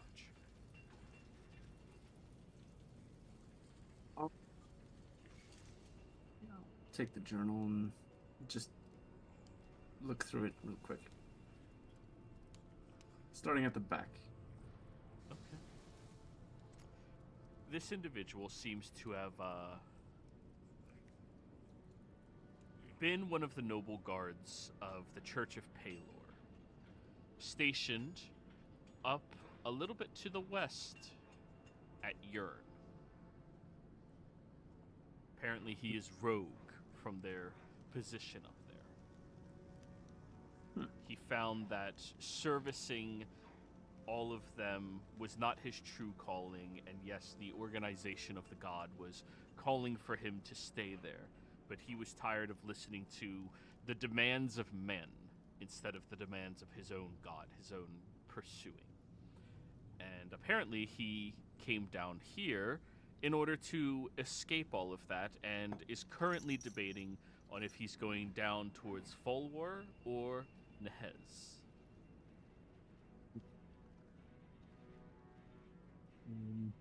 Is his name stated anywhere? No. Alright. Well, he's a paladin, so maybe on the back of his underwear. That's typically what paladins do. That's... Well, I'll put the journal back and make it right in the exact same position, sort of. And yeah, I'll just walk back. And I'll, if any of the others are still awake, I'll probably notice that Flittish is noticing me, maybe. So I'll go over to her and just say, he's checking in. He seems to be a paladin of some sort. But yeah, and then I'll go to bed. Morning rolls around. You all force yourselves to wake up bright and early. Feeling rejuvenated enough. Still a little tired, but making sure you're awake before dawn. You can hear Maribeth in the other room humming gently to herself as she is getting together the grits that will be served to all of you in probably 30 minutes-ish. But you guys wanted to leave before dawn, right? Yes. I will use alter self of myself to look like how I was before when Kat did it to me, so that it's not, where the heck did Dragonborn come from? Alright. Because it's the first time using it, but it's a draconic sorcerer spell, and I'm just like, man, I really wish I looked like I did before so I don't freak this lady out, and then bam. Subtle spell. And I'll also reapply the disguise I made. Sounds good to me. Has an unchanged back, they're just still asleep. Sounds about right to me. I'm gonna pick Cat up, like, because it came in before, it's like Cat, or they assumed the cat was the child, like, just carry them out of the building, look like a parent carrying the kid. Yeah, sleight of hand. This is Okay. the first time Cat has actually been sleeping. I thought Cat didn't sleep. Cat does not sleep, but from everyone else's perspective, Cat seems sleeping at night. Right. If you've noticed during the one-on-ones when Cat sees that Fae, they're fully awake in their own mind, but Right. Flittish sees Cat sleeping. You all see Cat sleeping. Hmm. But Cat does not require to sleep. They don't. 18. Okay. Yeah. You easily hide, and you all are leaving? Long rest button. Yes. Yes. Make sure you swap out any spells if you're that type of person. Yep, especially because we all took at least 1 hit point of damage. Some I of you will took leave- 1 point of it. Ow! Much better than landing on floors and having our feet go out. Yeah, Smack. Cat got fucked up by that fall.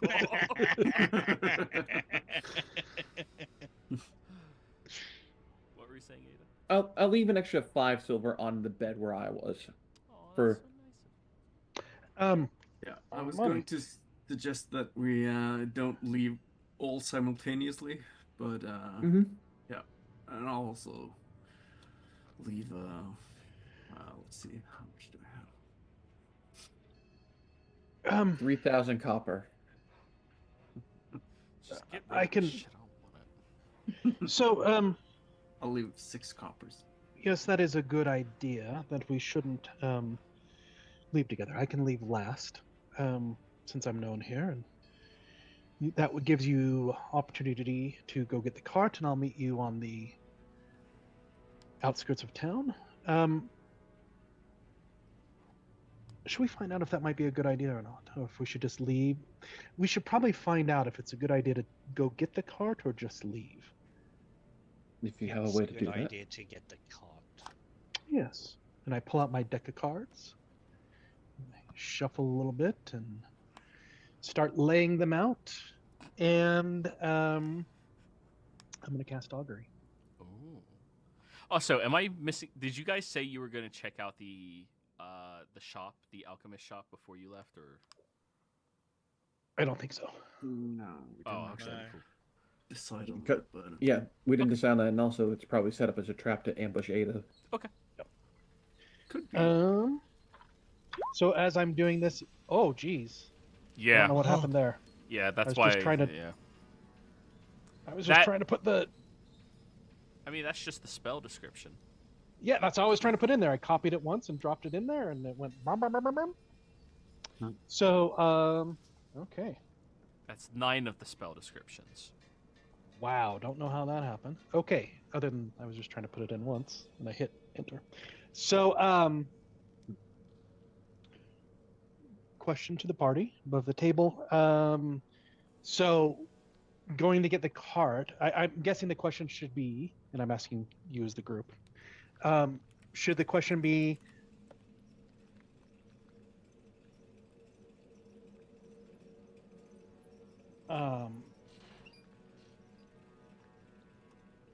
oh, there's more stuff in there that's not. Yeah, I just looked it up in the compendium. Fuck that. I'm not.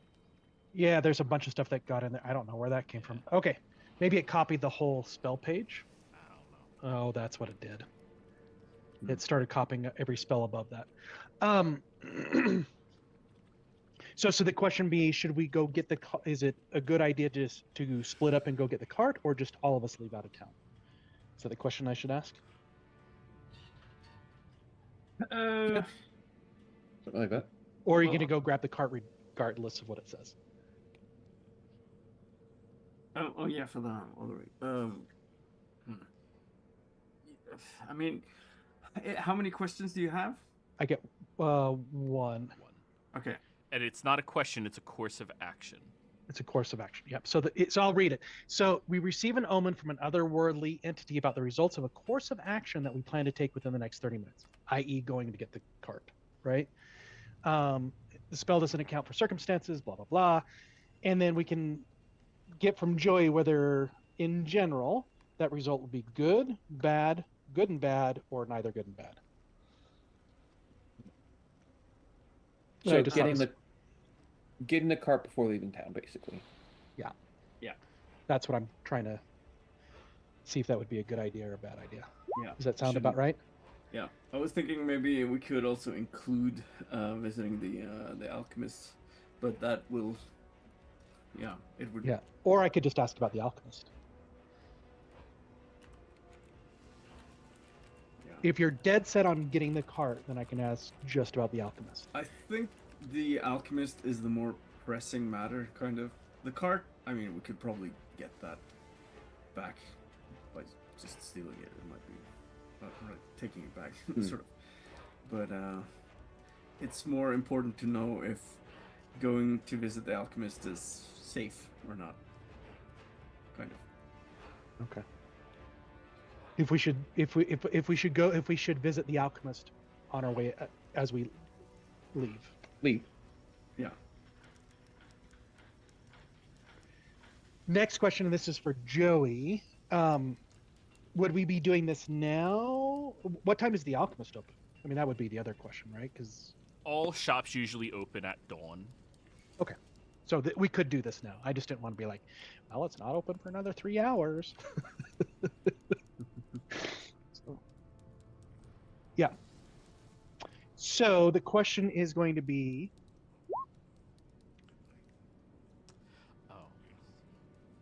would it be safe to visit the alchemist? Would it be safe for them to go to the alchemist on the way out of town?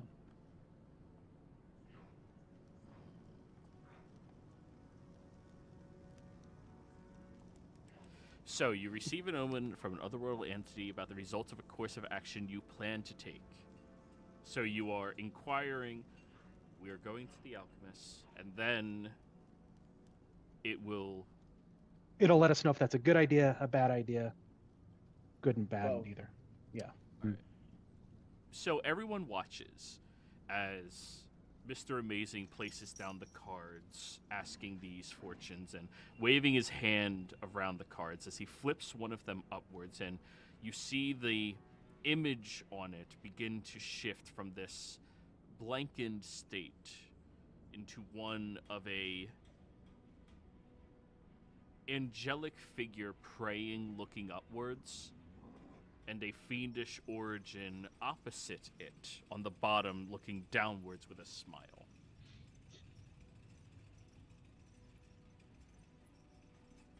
Does that mean neither good nor bad? No, that means weal and woe. Okay. Good and bad. Well, if we do go, it would be good and bad. Or who exactly? For you. The party.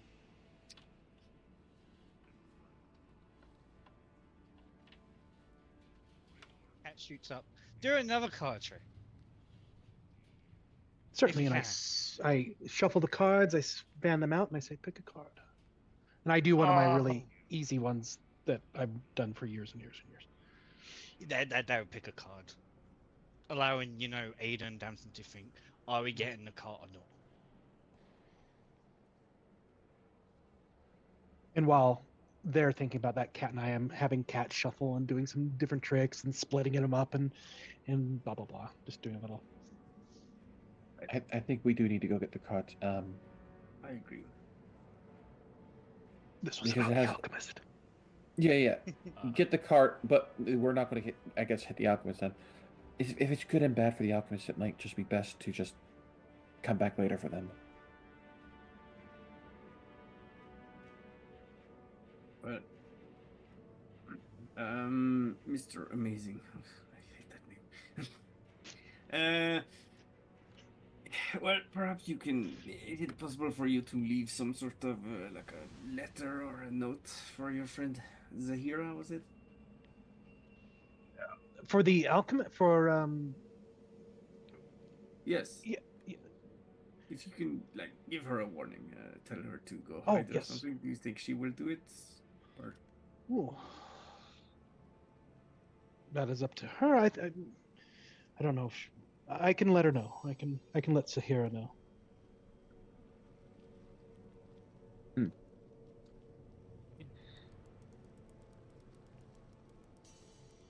all right. Well, I suppose we'll just leave that loose and unresolved, sort of like that, then, and go get the cart. Well, let's scout out the area first, though. So, what's your plan? Are you leaving a letter for her? Are you like going to the shop and just like putting it in there? That I got to figure out because they just Hire a courier or something, right? Just, hey, go deliver this letter to Zero.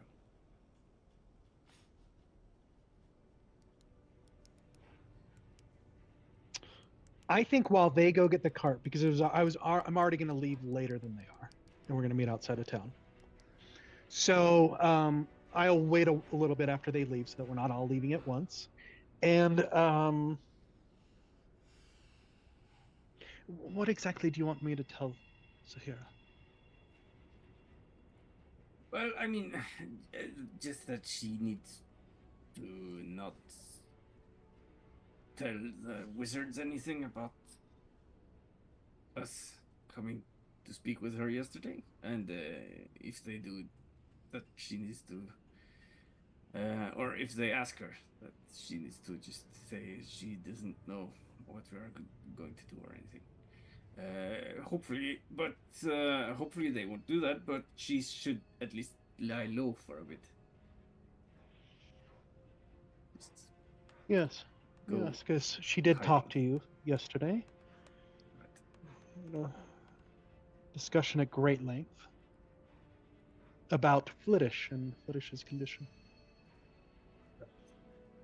There was a lot of information in that conversation. Yes, I will. I will stop in while you go get the cart and give her, let her know. I will warn her, and then I will meet you 20 minutes outside of town. All right. Where outside of town? In what direction? I let them know whatever the gate is. Blah, Yeah, blah, blah. the main road that way. That way, and It's called West Run. That's the road Alright. that runs west. Right. All right.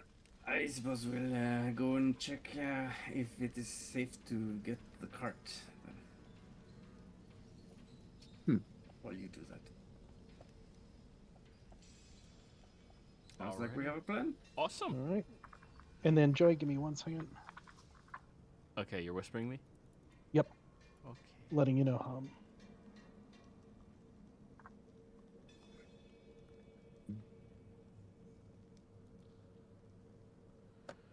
Okay.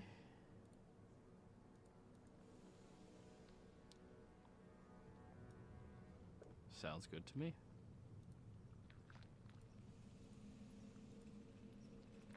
So, everyone else, I need a stealth check. Or, sorry, everyone, I need a stealth check. Mr. Amazing, you're by yourself. Everyone else, you're not. Mm-hmm.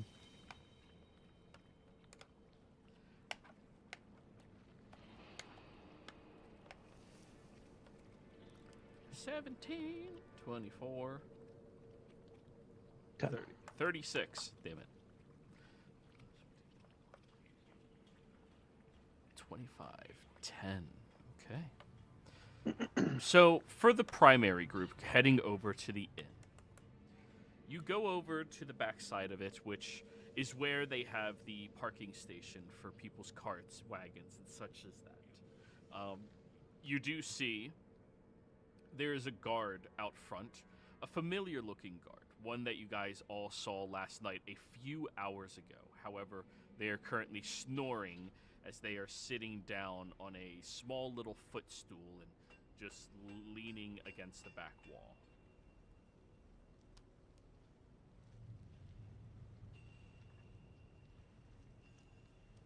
We can't quietly take a card away, can we? You can certainly try. And if you get creative, you can make it even easier. You guys are high enough level spellcasters, you can do weird shit. Well, look at Damson. We just kill the guy and take him with us in the cart. I mean, you could knock him out. Quite sure, yes, but that creates a problem later.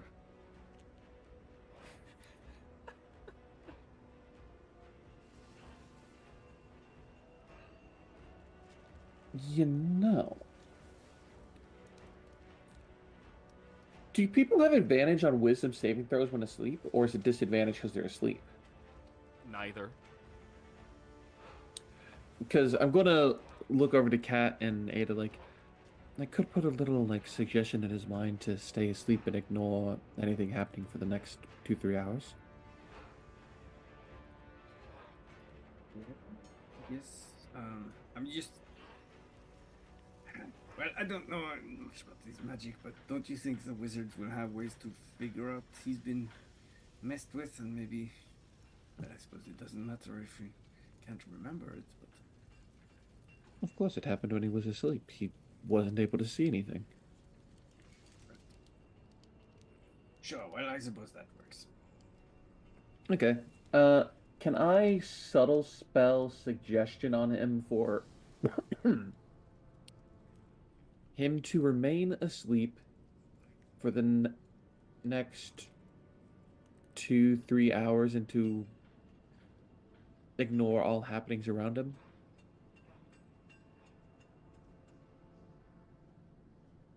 Suggestion did change, so I'm just double checking. 25 words.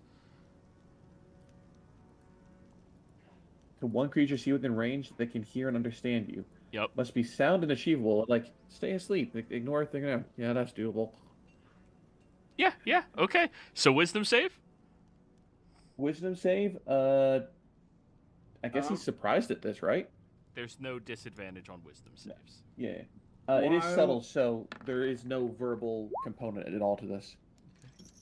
While Damson is preparing to do that, I'll sneak over and, just stand behind the guard or something. With a ready action to slit his throat. In case he wakes up. So, Damson, as you cast the spell, you feel your concentration attach and begin.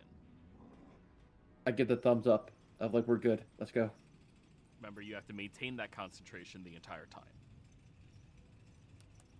Let me double Suggestion check. is concentration up to 8 hours. Yeah, I'll maintain it. All right. So, Mr. Amazing. Yep, I just sent you another.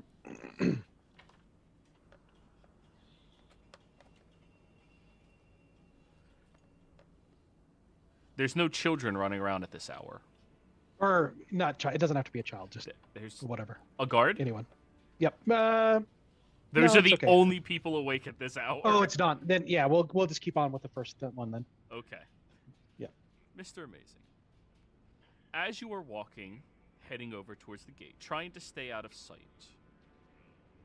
you hear a voice from behind you. Amazing. I keep walking. Turn and speak to me. Oh, I turn around. What do I see? You see the same mage from the night before. The one who was downstairs in the bar. Oh yes. Hello. Yes. It's cold. Please walk with me. Stand. You were in a tavern last night. And then you left. Yes, I was there with a beautiful woman, and didn't work out like I thought.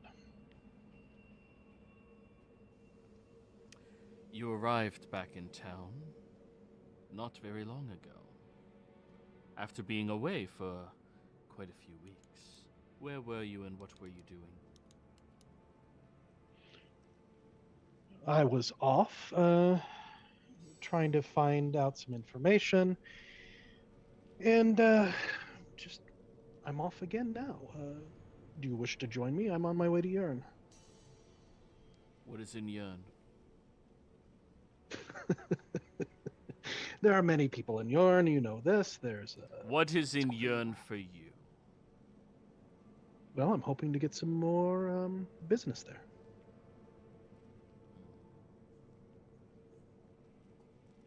He takes a step to the side. This is typical amongst mages. They don't want to get closer to their targets, but they do want to make sure that they always have to be moving at all times. Yes. He looks at you. The woman you were with last night. She's an out-of-towner. She arrived here with others. A tall cat with thumbs, a dragonborn, and another human woman.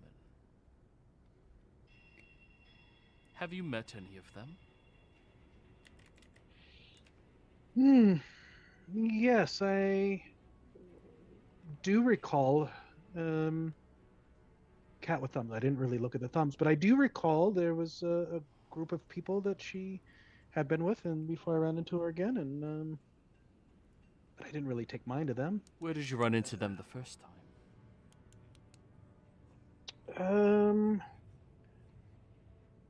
Actually, I ran into them a couple times. I saw them near the gate. I saw them at the Salt Spire Inn.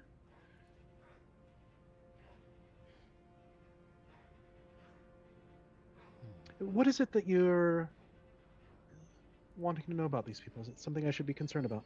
Need you to roll me a deception check to see how he's processing all this. Yep. Do.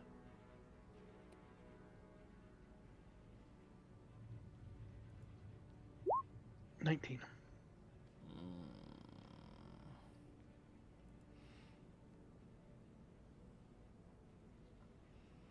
He watches you closely as he continues to prowl around the typical 20-foot mark away from you. It is none of your concern, disjoiner. If you come by them again, you alert us immediately. I'm assuming there's a reward with it? Our continued tolerance of you here. And a portion of the Redhead's bounty. You have a deal. He turns and keeps walking away. I turn and I keep heading out of town. No. You've evaded outside of town. Oh, and I'll just type this here. Okay, cool. So much freaking intrigue in this game. And none of it's real. Yeah, I know. It's all a lie. Come on, I'm a better story writer than that. And then you wake up. You were dreaming the whole time. Anyways.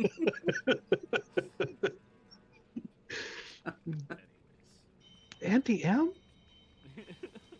Everyone else, the guard remains sleeping as you break into the carriages, get your guys' stuff, and start leading it out. I do need an animal handling check from one of the three of you in order to keep the horses relatively quiet. This one guard is, probably fine, but you don't want to be noticed leaving town.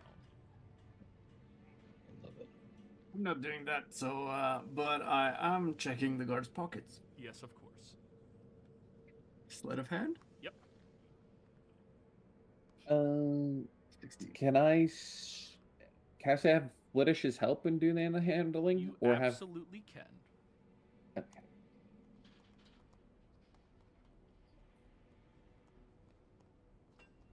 So, Ada, you reach directly into his one pocket where he has a flask that is 3/4 empty at this point. You reach into the other pocket where he has a little bit of pocket change. 4 copper, 1 silver. You know, in case of emergencies, he has a silver on him. Then you reach up into the coat pocket, the part that covers over his armor, and you pull out the picture that is... Your face isn't that fucking round.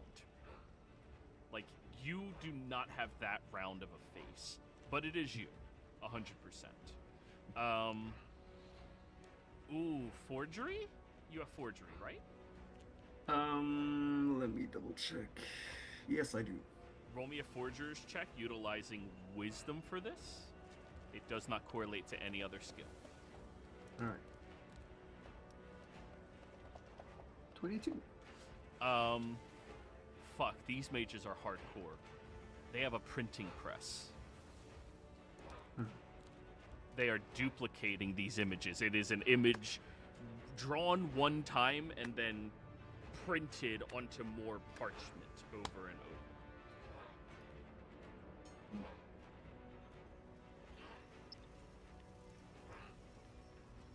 over. All right. Well, I'll take this, and I'll also take the silver coin from the guard. And what sort of weapons does he have? A halberd, 2 javelins, a long sword, and a shield.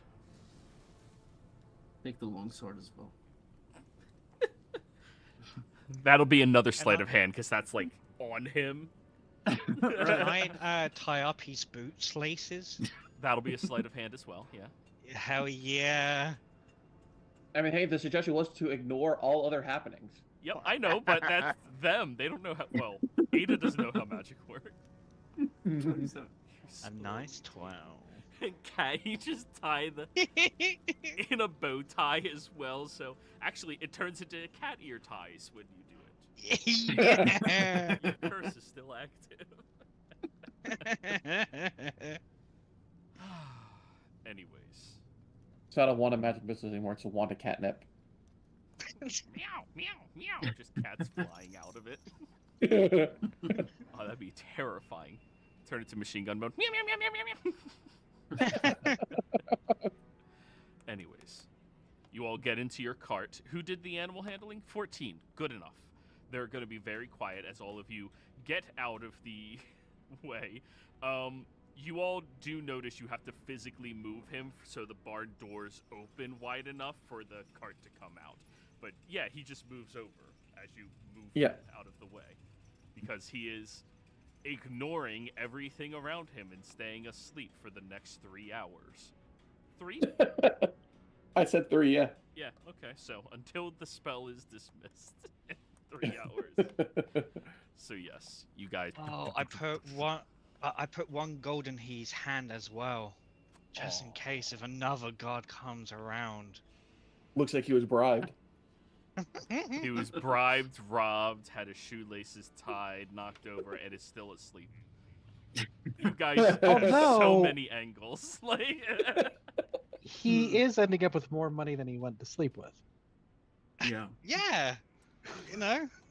All you need to do is let's hope the mage doesn't find him sleeping on the job. That's all. But it is a cat-like coin, so it might not be worth as much. No. Yeah. A cat gold is worth only 9 silver. Look, all you now have to do is just add some booze and make him smell like he drank himself out into a stupor. Oh, he's been drinking. I said the flask is 3/4 empty. Yeah. Oh, he's fucked. Yeah. His job's gone. Yeah. Anyways, you all get onto your cart and taking the horses out of town. As you are galloping through town, you make it over to the gate. It's already open and down. And you see a guard getting ready to step out in order to, you know, wave you all goodbye. It's typical in large towns like this that guards see who leaves and who comes. Are you all stopping so the guard can see you?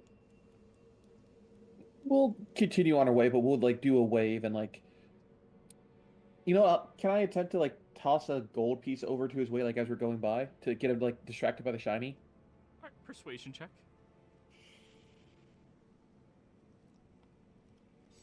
Toggle query because it was on advantage. Persuasion. 22. Okay. As he's stepping out, the gold coin like slams right into the door where he's standing between like a small crack. What the? Start trying to take it out as you guys do.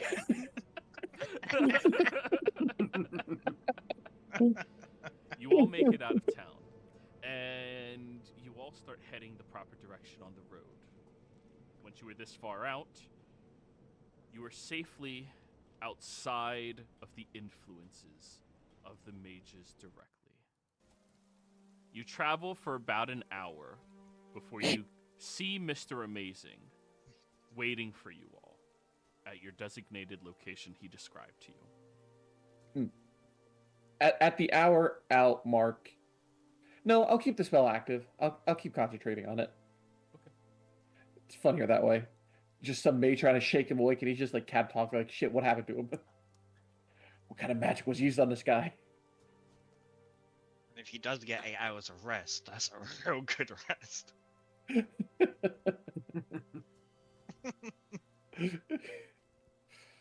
Oh, Mr. Amazing. Hello there. So you made it out? No issues, I'm guessing? None whatsoever. Perfect. Now, I will start. I'm assuming you pull the cart over so I can climb in. I start climbing in. Did you want to drop this off at Urn and have it safely watch that, or do you want to keep continuing on the path as far as we can go? As far as we can go is probably the best, because Yeah. Ada has stated that the equipment on can help us a whole lot more. Yes. Miss Ada, while we're traveling, please do keep an eye on the road for any possible herbs or things you might need to assist you in creating a temporary solution for Flittish. Especially this far north, you might find things that you're not usually capable of finding. Right, I suppose, but yeah, no, I had planned on keeping an eye out. Just not as familiar with this territory and what sort of herbs might be here. And it might be a bit difficult with all the snow, but I trust your craft. Oh, we set you up with your own storage container in the cart for yourself if you want it, Mr. Amazing. Oh, for me? Oh, Yes. thank you so much. I appreciate that. Well, if you're going to be joining us, and you've already shown that you do mean well, it's only worth it. I appreciate that, and thank you for recognizing that. I could have easily not done anything at the inn. So, it's nice to feel welcome. Yes. Another weirdo to the group. Yes. Yes. Yeah, Yes. she's like about to say like, nah, that's right. That's right. Cultured. They do know that, as assumed, all of you came in together. They are aware of that. I see. Well, So it's not going to be just Lady Adelaide here that they're going to be looking for, I'm assuming. wonderful. Well, perhaps eventually we can figure out exactly what it is that Miss Ada is wanted for. Which, did that poster you find have what you're wanted for on it? Did it? Yeah, actually. Alright. You unravel it, and it reads,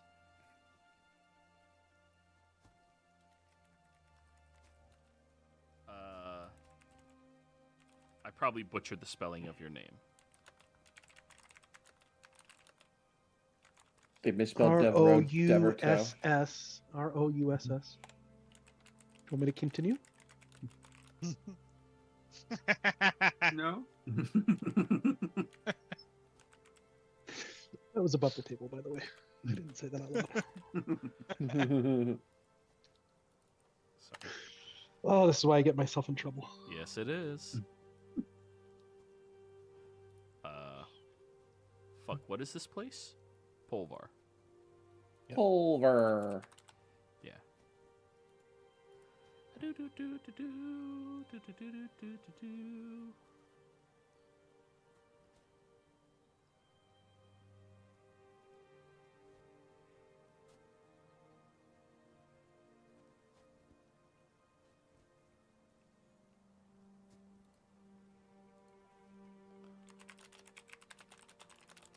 So you didn't have troubles getting out? One second. Bounty, 300 GP.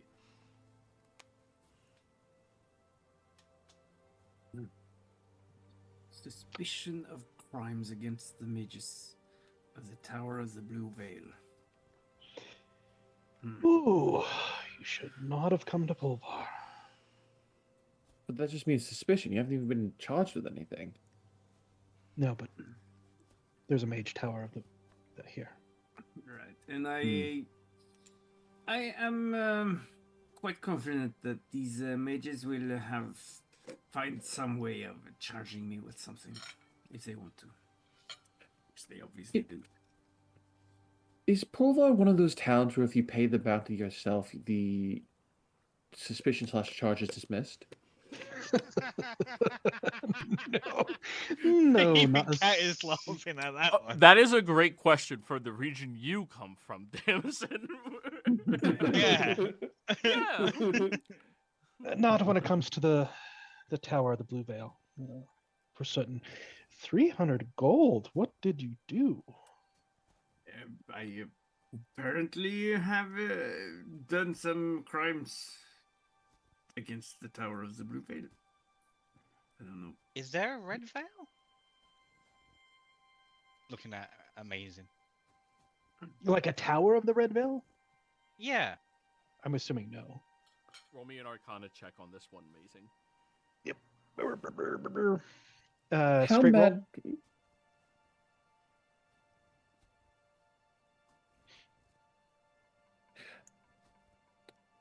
15. I mean, not really. The blue veil is referred to as the blue veil because that is the layer of weave that the specific college works at. The specific guild works at. I keep calling it a college because The they college, refer but to them as a college. But it's actually a guild. No, I mean, I suppose somewhere someone could name something like that, but no, this deals more with the guild, the Wizards Guild that is in the area. Need to make one in the red light district. Pages of the red veil. It's just a bunch of strippers.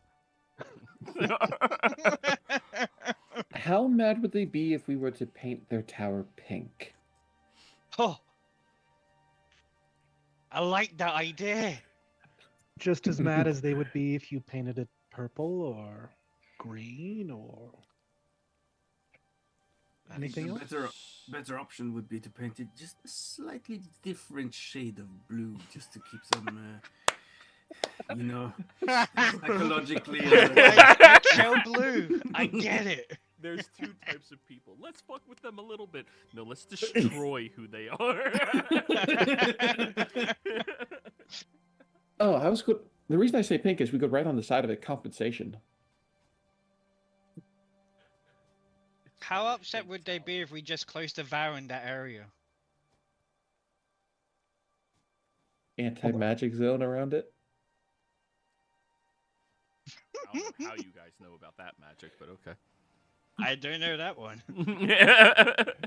Well, there's magic, so there's got to be anti-magic. Know your level and know your class, okay? Okay, a no magic zone. That better? That sounds good. Yeah. Just no. To your imagination, it's probably just counter spells constantly going off. Constant counter spells and dispel magic in the area. Competence and intellect of his new companion. Yes, that is one way, I suppose, to hunt a wizard or take care of them. Hunt a wizard? Who be hunting wizards? No, you were Not talking about us, going after the surely. tower and Oh, painting it yeah. a different color to make them upset. Upsetty spaghetti. Mm-hmm. Anyways. Yes. Damson. Hello. 2 hours into your spell, it ends. Oh. Can I tell if it was done by a dispel magic or did the person die? Roll me an Arcana check. Dispel person. Dispel person. Isn't that just banishment? Like, just I go through and rename all my spells now. And temporal shunt is just counter person. Yeah. 6, Damson, you don't know how you would know the difference. Okay. But, I mean, there has to be a reason why it just ended. Has to be. It appears the... Or I want to look over to, like... Yeah, Kat is like, well, that one god is free of what we did. So they... okay. Yes. Right. Are you okay? Nothing happening to your brain? Tap, tap, Mm. tap, pat, pat, pat, Ah, pat, yeah, pat, ah, pat, yeah, pat, ah, pat. ah. No, it's fine. Like concentration is broken on the spells, and everything. So there should be no lingering magic, or out of character. I'm fine. It means we at least have a 2-hour head start. Right. Well, And considering I tossed a gold coin to the guardsman, he didn't see us leave either. well, they're going to surmise that this gold coin didn't just appear out of thin air. It will either be seen as an attempted bribery or, well, I suppose a successful bribery, maybe. Well, yes, considering everything involved. But we should assume that they are on our tails. So how about we either go take our cart someplace and hide, lay low for a bit, or we just go as fast as we can. Mr. Amazing, how is there like a rival guild or something in Yern as well?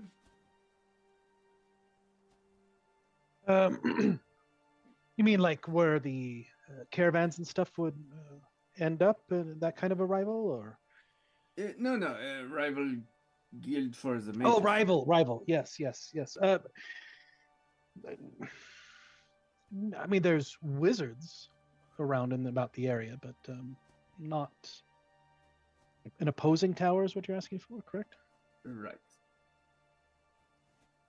I'm assuming no. Is that correct, Joy? In Yern? No, Yern is religion. That is the It's very- Church it's of very- Paylorn. Yeah, that is where the Lord Priest Commander lives. Ada's supposed, as far as you're aware, father-in-law. No, it's a very religious place. I mean, there might be wizards around there, but no tower. It's mostly for religious purposes. The main leader of Paylor, religious leader of Paylor, your Right. father-in-law, actually. Yes, I'm right. Well, I'm thinking maybe I would have to seek some sort of shelter there from these wizards. If I mean, the Church of Paylor is supposed to be quite powerful, right? So they might be able to provide us with some help. If nothing else, it should be on his personal honor, you know. I don't know if the wizards are after you. They won't be able to help you. I do recommend we church. just. Yes. Is it? Does the church and wizards get along? It's just like any people. Some people get along with others, but if a wizard's after you, the church isn't going to stop them. They might try, but they're not going to stop. I do recommend we keep going as fast in as we can to find the solution for Flittish. Very well. Which ones of you are well versed in religious matters? I'm a religious person, but I'm not a priest or well versed or anything. No, I'm just. I'm a bit unsure exactly of what Pelor is the god of. It's some justice and light. Oh, yes, and- sunlight and farming. I can answer this one. Farming and sunlight, and let me pull up a Google search. Peace, Blah blah love, blah. happiness, sunlight, I mean, harvest. as a player, I know basically, but So I The will. real question. Oh, sorry. Go ahead. So I will. After the real question, I will tell you a little bit of knowledge about Pelor. Go ahead, Kat. Are they real? The people of Pelor. No. Paler. Are they real? Oh yes, absolutely. They're the god of the sun and agriculture and healing at times. Big opponents of evil forces. He owns the sun. Well, he's known. Pelor is known as the Shining One. Is that because he's bald? No, he's the sun shine. The sun shines, and so that's why they refer to him as the Shining One. Who's his Um, father? Flittish will ask. I don't know. I don't know who your father is either. So, If you're a son, you have to have a father, right? son like mhm. like. I'm sorry, everyone here is so anti-religion. Ooh.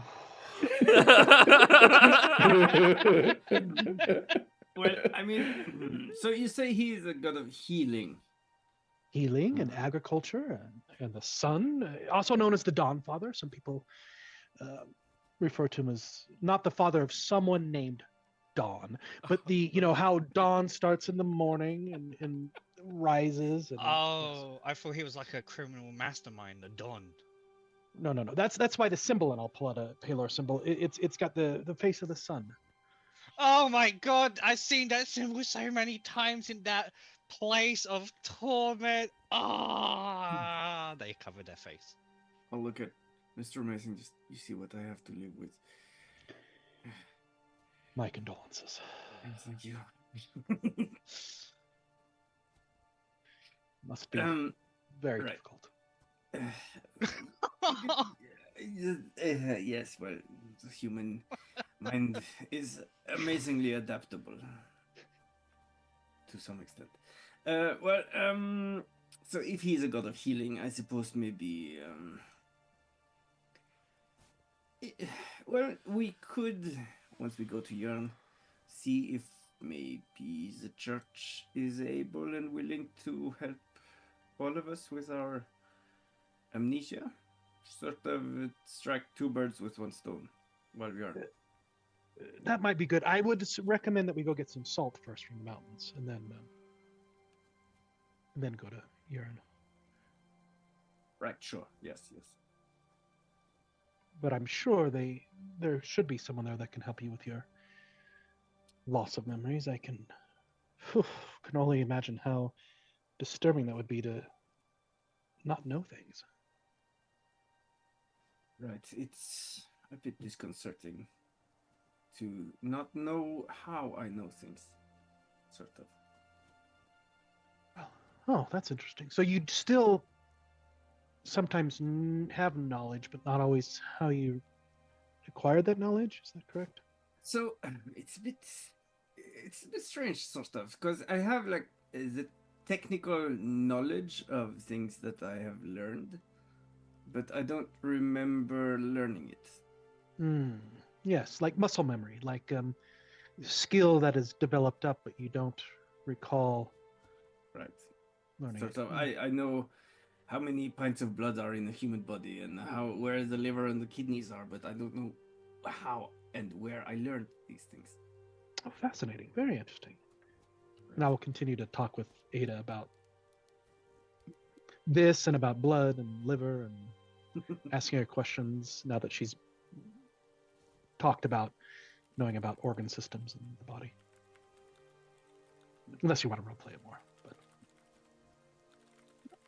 I don't want to take away too much from the session, but we could do that. it is. It's interesting. I think we've now. It was this above the table. It was in the past magic versus non-magic, and now it's intellect versus charisma. If I Right. I just realized, damn it. Yeah. I was trying to balance out the team, but now I realized, yeah, it's split off again between intellect and charisma. That's great. That is funny. Well, Ada has both. Well, I'm not saying that. Yes, that it's not like charismas are dump stat.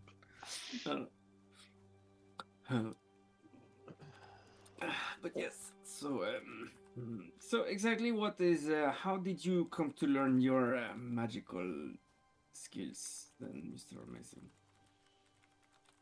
Oh yes, the way that I was able to change myself into a dwarf. That I acquired. Yes, and also this apparent card reading. Oh yes. I learned most of my stuff from, well, the disguise I learned from a wizard. Sadly, they are no longer of this world. And the cards I learned from a different wizard. Right. So you have had wizard mentors then? Yes, you could call them mentors. Wizards that I've learned my craft from. Right. Sadly, though, neither of them are around anymore. Did they die? Yes. Did you kill them? Did I kill them? No, but they were murdered. By you? So there's this thing that happens. It's called projection. And sometimes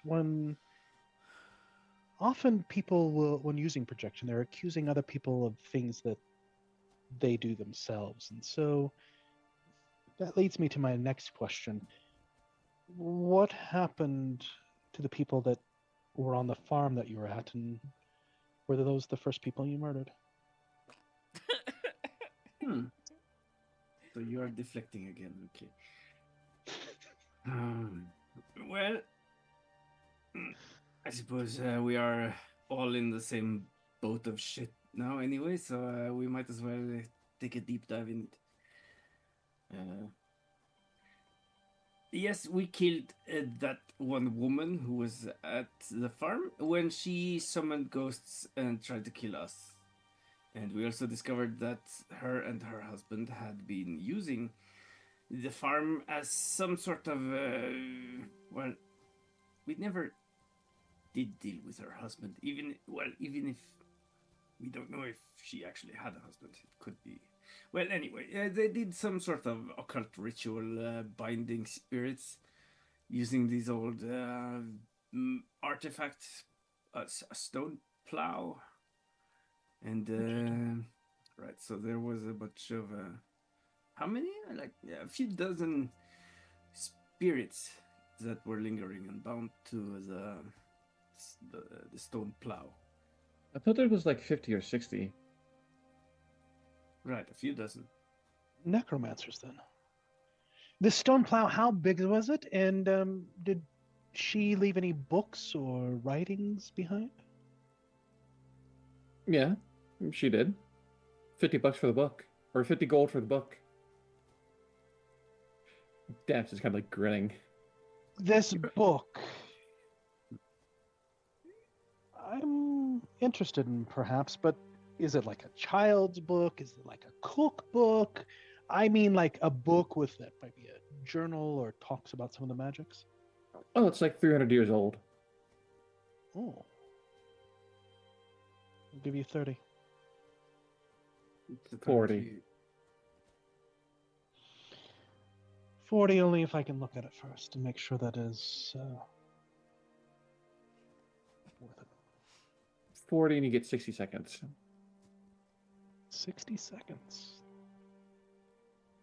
I'll take that 60 seconds. I'll pull out the tome and hand it over to Mr. Amazing. And now you realize he's a scribe wizard and transcribes the whole book in 60 seconds. Those wizards are so... I'm good at one thing, writing. Like, Right again. okay. Almost. I don't know what that is. Almost made one. Oh my god, that would have been great. That's funny. Go ahead and roll me an Arcana check, Mr. Amazing. Right. I'm gonna use lucky point. Yes. Oh. Lucky has to be utilized before you roll, everybody. You have to feel lucky, punk. 31.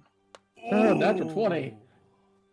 Mr. Amazing, this has a very detailed and very well thought through process of how to transform souls of unwilling individuals into perpetual workforces. It has some fatal flaws inside of it. One, the ethics of it. Obviously, that is a huge flaw because you can work this through unwilling souls. It only works on a soul that is unwilling, meaning you have to kill someone and then steal their soul and enslave it. The other issue with this is, though it speaks of the workforce as perpetual, the amount of magic that currently flows through Greyhawk is not the amount of magic where this was once written. Back in the age that this would have been written in, magic was way more freely accessible. However, after the Dalkir, after many different religious exploits, after numerous mage schools have tried to overrun the world with their own ambitions, magic has been limited. The natural flow of it. Meaning they would create souls that would work for maybe a year. Meaning they do the most vile and disgusting thing they could possibly do to a person's soul to have labor for a year. What is the book called? There's no titling, it's a personal journal. Okay. Personal. The journal Sorry.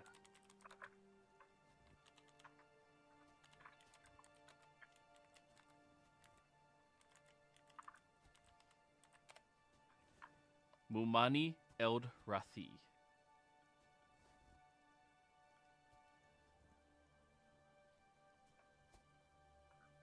And that's just you skimming through over 60 seconds. Yeah.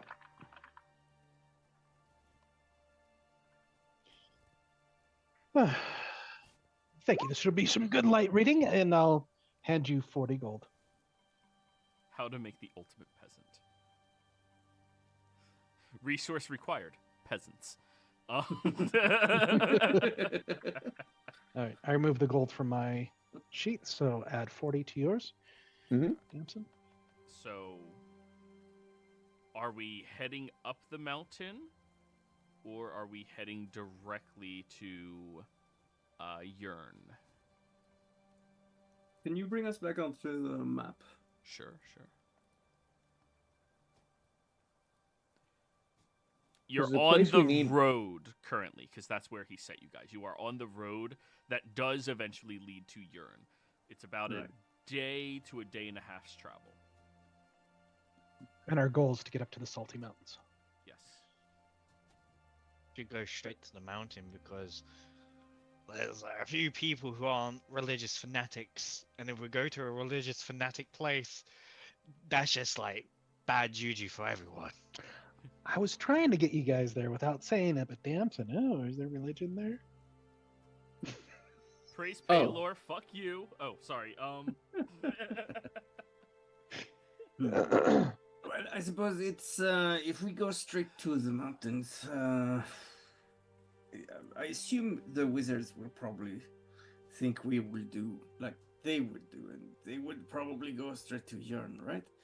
So if we go straight to the mountains, it might throw them off our trail for a little bit, but And they'll probably assume that we'll die in the mountains if they realize we've gone there. Not from them killing us, but from things in the mountains. But well, if what you said earlier is true, Jamson, that they did something to remove the magic on that guard, they will at least know now that well, we have some magical capabilities with us. Yeah, Mr. Amazing. Sure. Mr. Amazing indeed. What did you do to that guard? Put him asleep. Yeah, That's put him it. to sleep. Oh, I'd love to learn how to do that. That's beyond my power. He was Really? technically already asleep. Yeah. Oh, so you didn't put him to sleep. Oh my god. Ah, yes. Don't you mean, oh my Paylor? This party is literally hurting cats. I mean, we have two of them. Yeah. Well, Paylor is not the only god that I thank often, but he is Oh. one. Are you allowed to do that? Absolutely. Why would you not be? I don't know if someone was worshiping me, why would I want them to worship other people who are objective to me? I don't object to them. When the dawn comes up and the sun comes up, I am thankful. When the food comes in from the harvest, I am thankful. When I look up at the moon at night, not Pelor, I am thankful for the light in the night.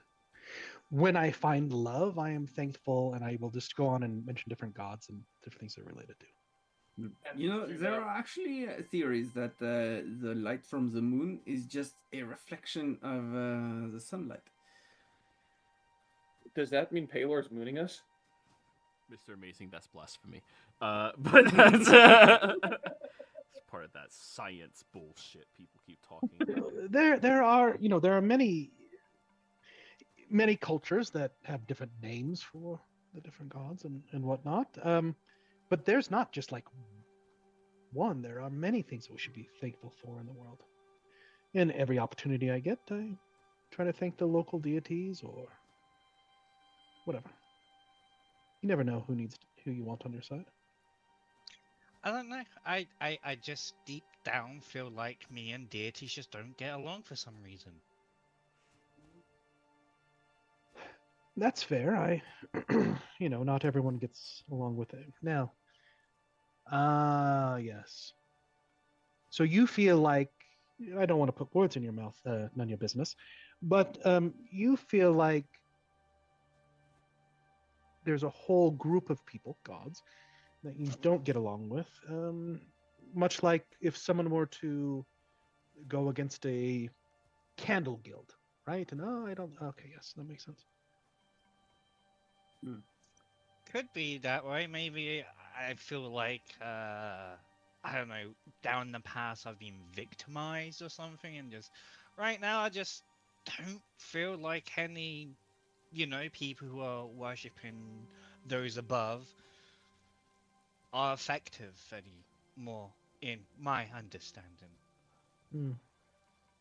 To be fair, you are an undead monstrosity cat thing. I'm joking, of course. I was gonna say undead. Interesting. Oh, I don't always get the humor of this group, but it's growing on me. I'm getting it. Oh no, we found that out by who was the priest that came and investigated Ida? What's her name? I don't recognize their names because they die too fast. Right. Well, we didn't get her name. Or you mean the guy who? Do you mean the Inquisitor or the other priest? The High Priest Inquisitor.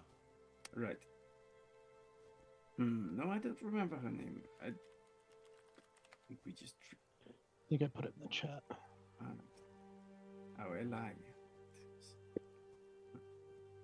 High Priest Eloi. Oh, I was thinking you were talking about the Pastor Chain. Oh no, I No, generic priest number 2. yeah, no. I was talking about Erli. The named one. She did. What was it? She placed like her hand upon me willingly in a circle of, truth, fun. That was. I got to learn so much about Ada, smiling directly at her. But yeah, apparently I am an undead construct. What was the other one? Faye, I believe. I'm assuming these conversations are happening as we're traveling. Yes, of course. Yeah. Damson calls back from the front. Faye, I believe. Faye, yes. Faye. Wait, so undead, but also a construct? Yes. Construct like the things that the gnomes tinker with, or like.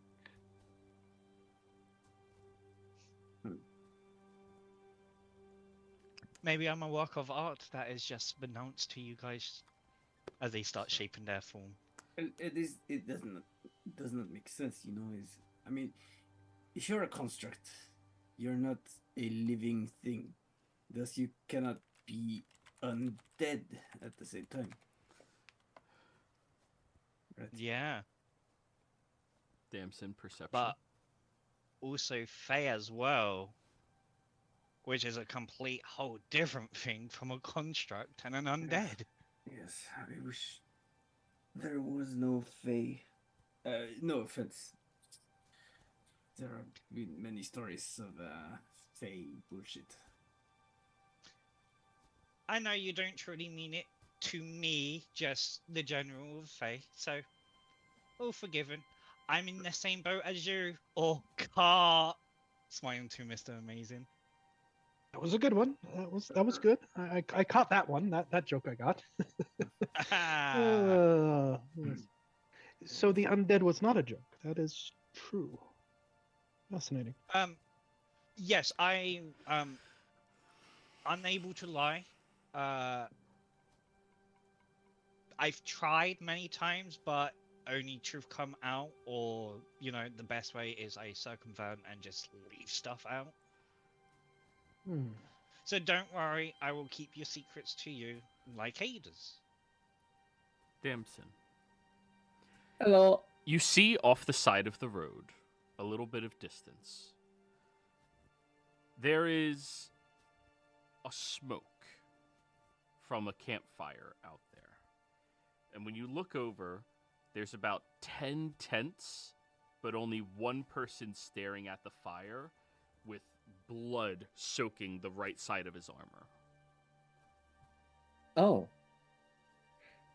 What? I want to point out up ahead on the side of the road, the tent and the guy soaked in blood. Does he look like a bandit? He looks like a soldier.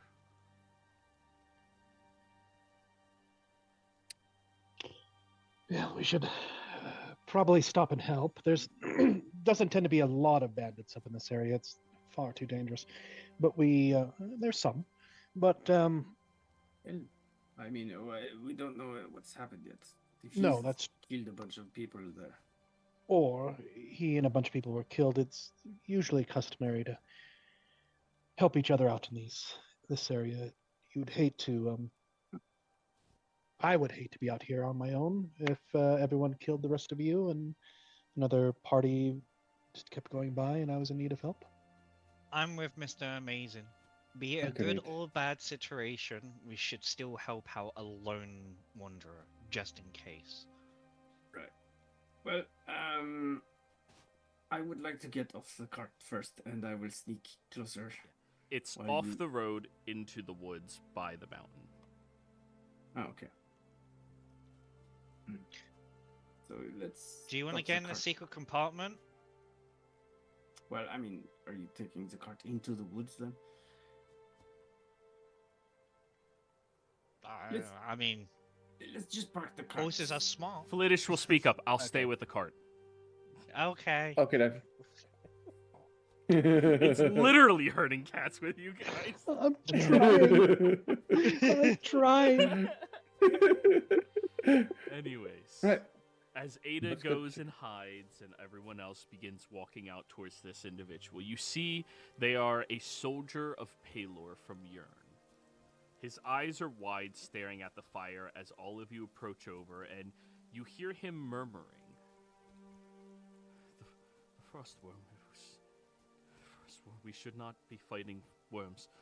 The frostworm, it just ate everyone. It's hurt.